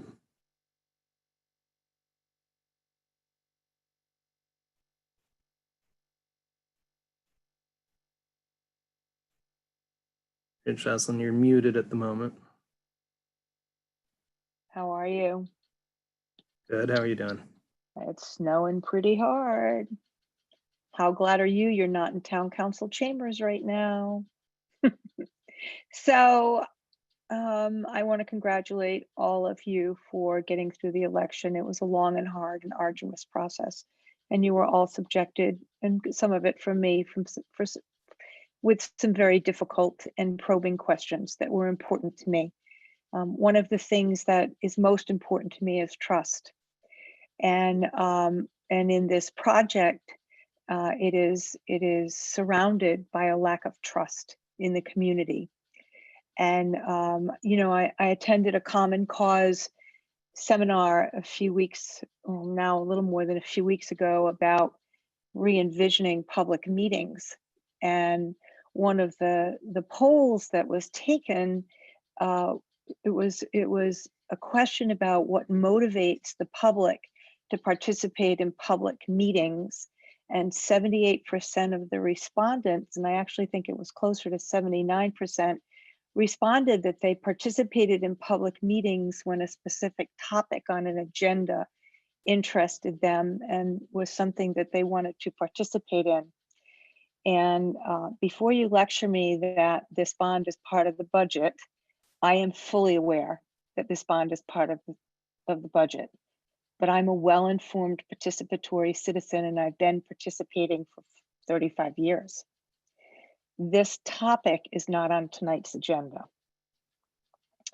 And it has not just been about numbers with the bond.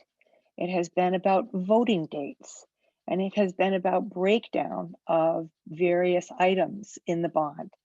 And it's been about what's available and what isn't available to the public. If you want this bond to pass, you are going to have to be transparent and responsive and open to the public.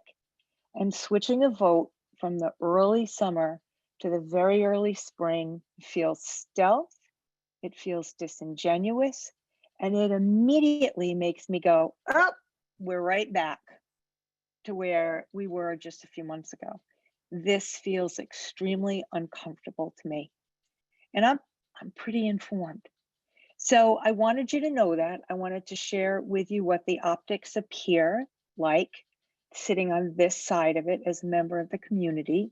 I know this project inside and out. If you were going to have this level of a discussion about the bond, you probably should have added it to the agenda. So I just wanted to let you know that. Thank you. Thank you, Justin. And could we bring in Ann Hazelwood?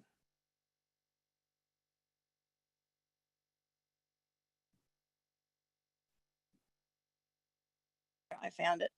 I guess when you rebooted to get raise hand, I needed to reboot as well. So it took me a little while to get in there. So most of what I had made notes on has already been said, and much more eloquently and in more detail. I do want to say I am thrilled. I was very heartened from the beginning with Rob's presentation about the meaning and how we put budgets together. In my line of work, we used to teach the theology of the budget, and that is so very, very critical, that we need to come in from what our goals and our values are, what's important in this community.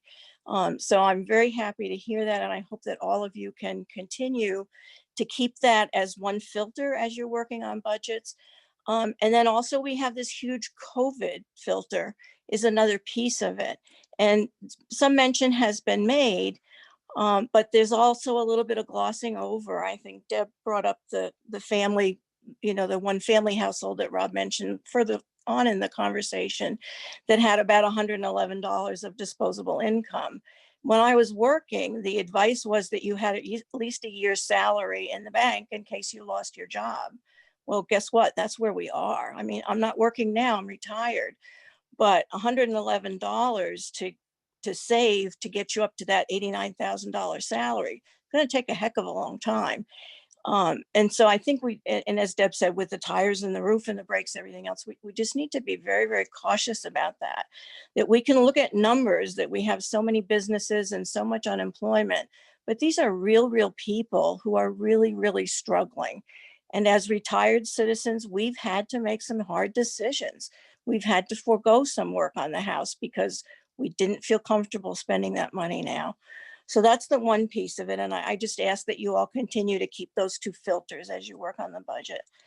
The other slide I wanted to go back to, again, early on, we were talking about declining enrollment, and it's been brought up, but there was a pretty solid trajectory. I'd say maybe a 30% slope of declining enrollment, and the figures used were from 2003 until 2025. Well, 2025 is 4 years from now. So we're going to have a blip for COVID. That's a given. But at some point, we're going to get back on that trajectory, and we're going to continue to decrease enrollment.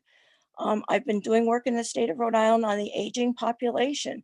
One of the reasons our COVID numbers are so bad is that we have a very aged population. Rhode Islanders don't leave the state when they retire. And then you have goofy people like us who moved here when we retired. So we have older people. We have the highest Alzheimer's rate in the country.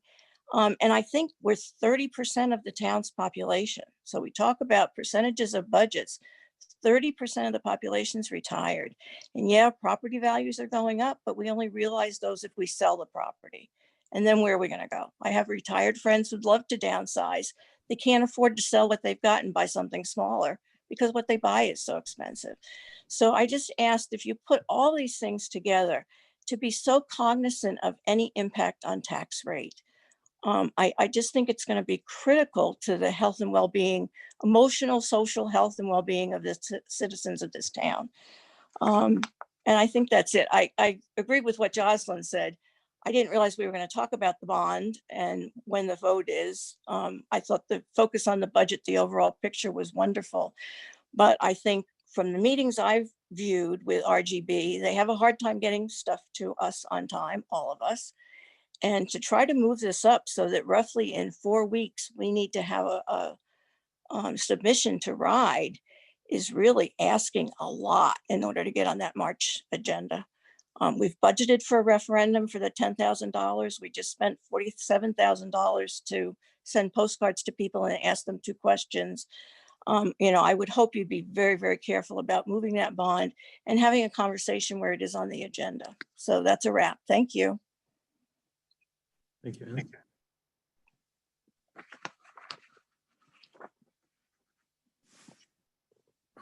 Right, is there anyone else listening or watching who would like to make a comment? The raise hand function should be there. If you don't see it, you can let us know in the Q&A. Or if you're on your phone, hit *9 to raise your hand.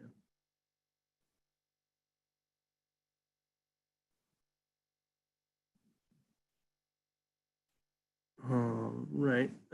Seeing none, we have gotten to 10 o'clock, so it's getting kind of late. Is there any final comments from people up here, council committee members? All right. Well, I think it was a good discussion. It did evolve into, discussions that bear on the budget considerably. So I think they were all in order. Perhaps we could have put something in there about bonding being a part of the budget process for future reference. Barring that, do I hear a motion to adjourn? Rory McEntee, I'll make a motion to adjourn. Deb Kelso, second. We have a motion to adjourn from Councilman McEntee, second from Councilwoman Kelso. Do I see anyone opposed or any discussion on that? Councilwoman Bergner. I'm just confused on what the process going forward is, because in the past, I've watched these meetings when council members talk to the school committee about what their budget will look like again. So it sounds like we're just signing off, and I don't know what the takeaway for the school committee as they build their budget is. So we're just going to wait till January? Is that just what this conversation process is? There's no takeaway for in the past, I've heard council people say, come back with this budget or come back with this % increase or no increase. So I'm just confused. Yeah. Can I, At this could I point, respond? thanks, Linda. We're just having discussion on this motion to adjourn right now. You do have a member on the budget subcommittee though, correct? Yes, so Rory was appointed to fill the spot that I had been serving on. And we'd love to have information on, when those meetings are going to get up and running. And even if there's the possibility of having another member from the council serve on the budget subcommittee. So if you have information on that for us, please do send that along to Rob and we'll, take that into consideration. Any further conversation on the motion to adjourn? All right, do I see anyone opposed? All right, that motion carries unanimous. All right, bye everyone. Have a good evening. This meeting is adjourned. I think Deb still wants to speak. Deb Bergner, I don't know. Well, I definitely oppose the adjournment. So I because I didn't get the answer to my question. So I'm just, the meeting is over, but just please record me correctly. Okay. And not having an answer. So thanks. Let's have a roll call then.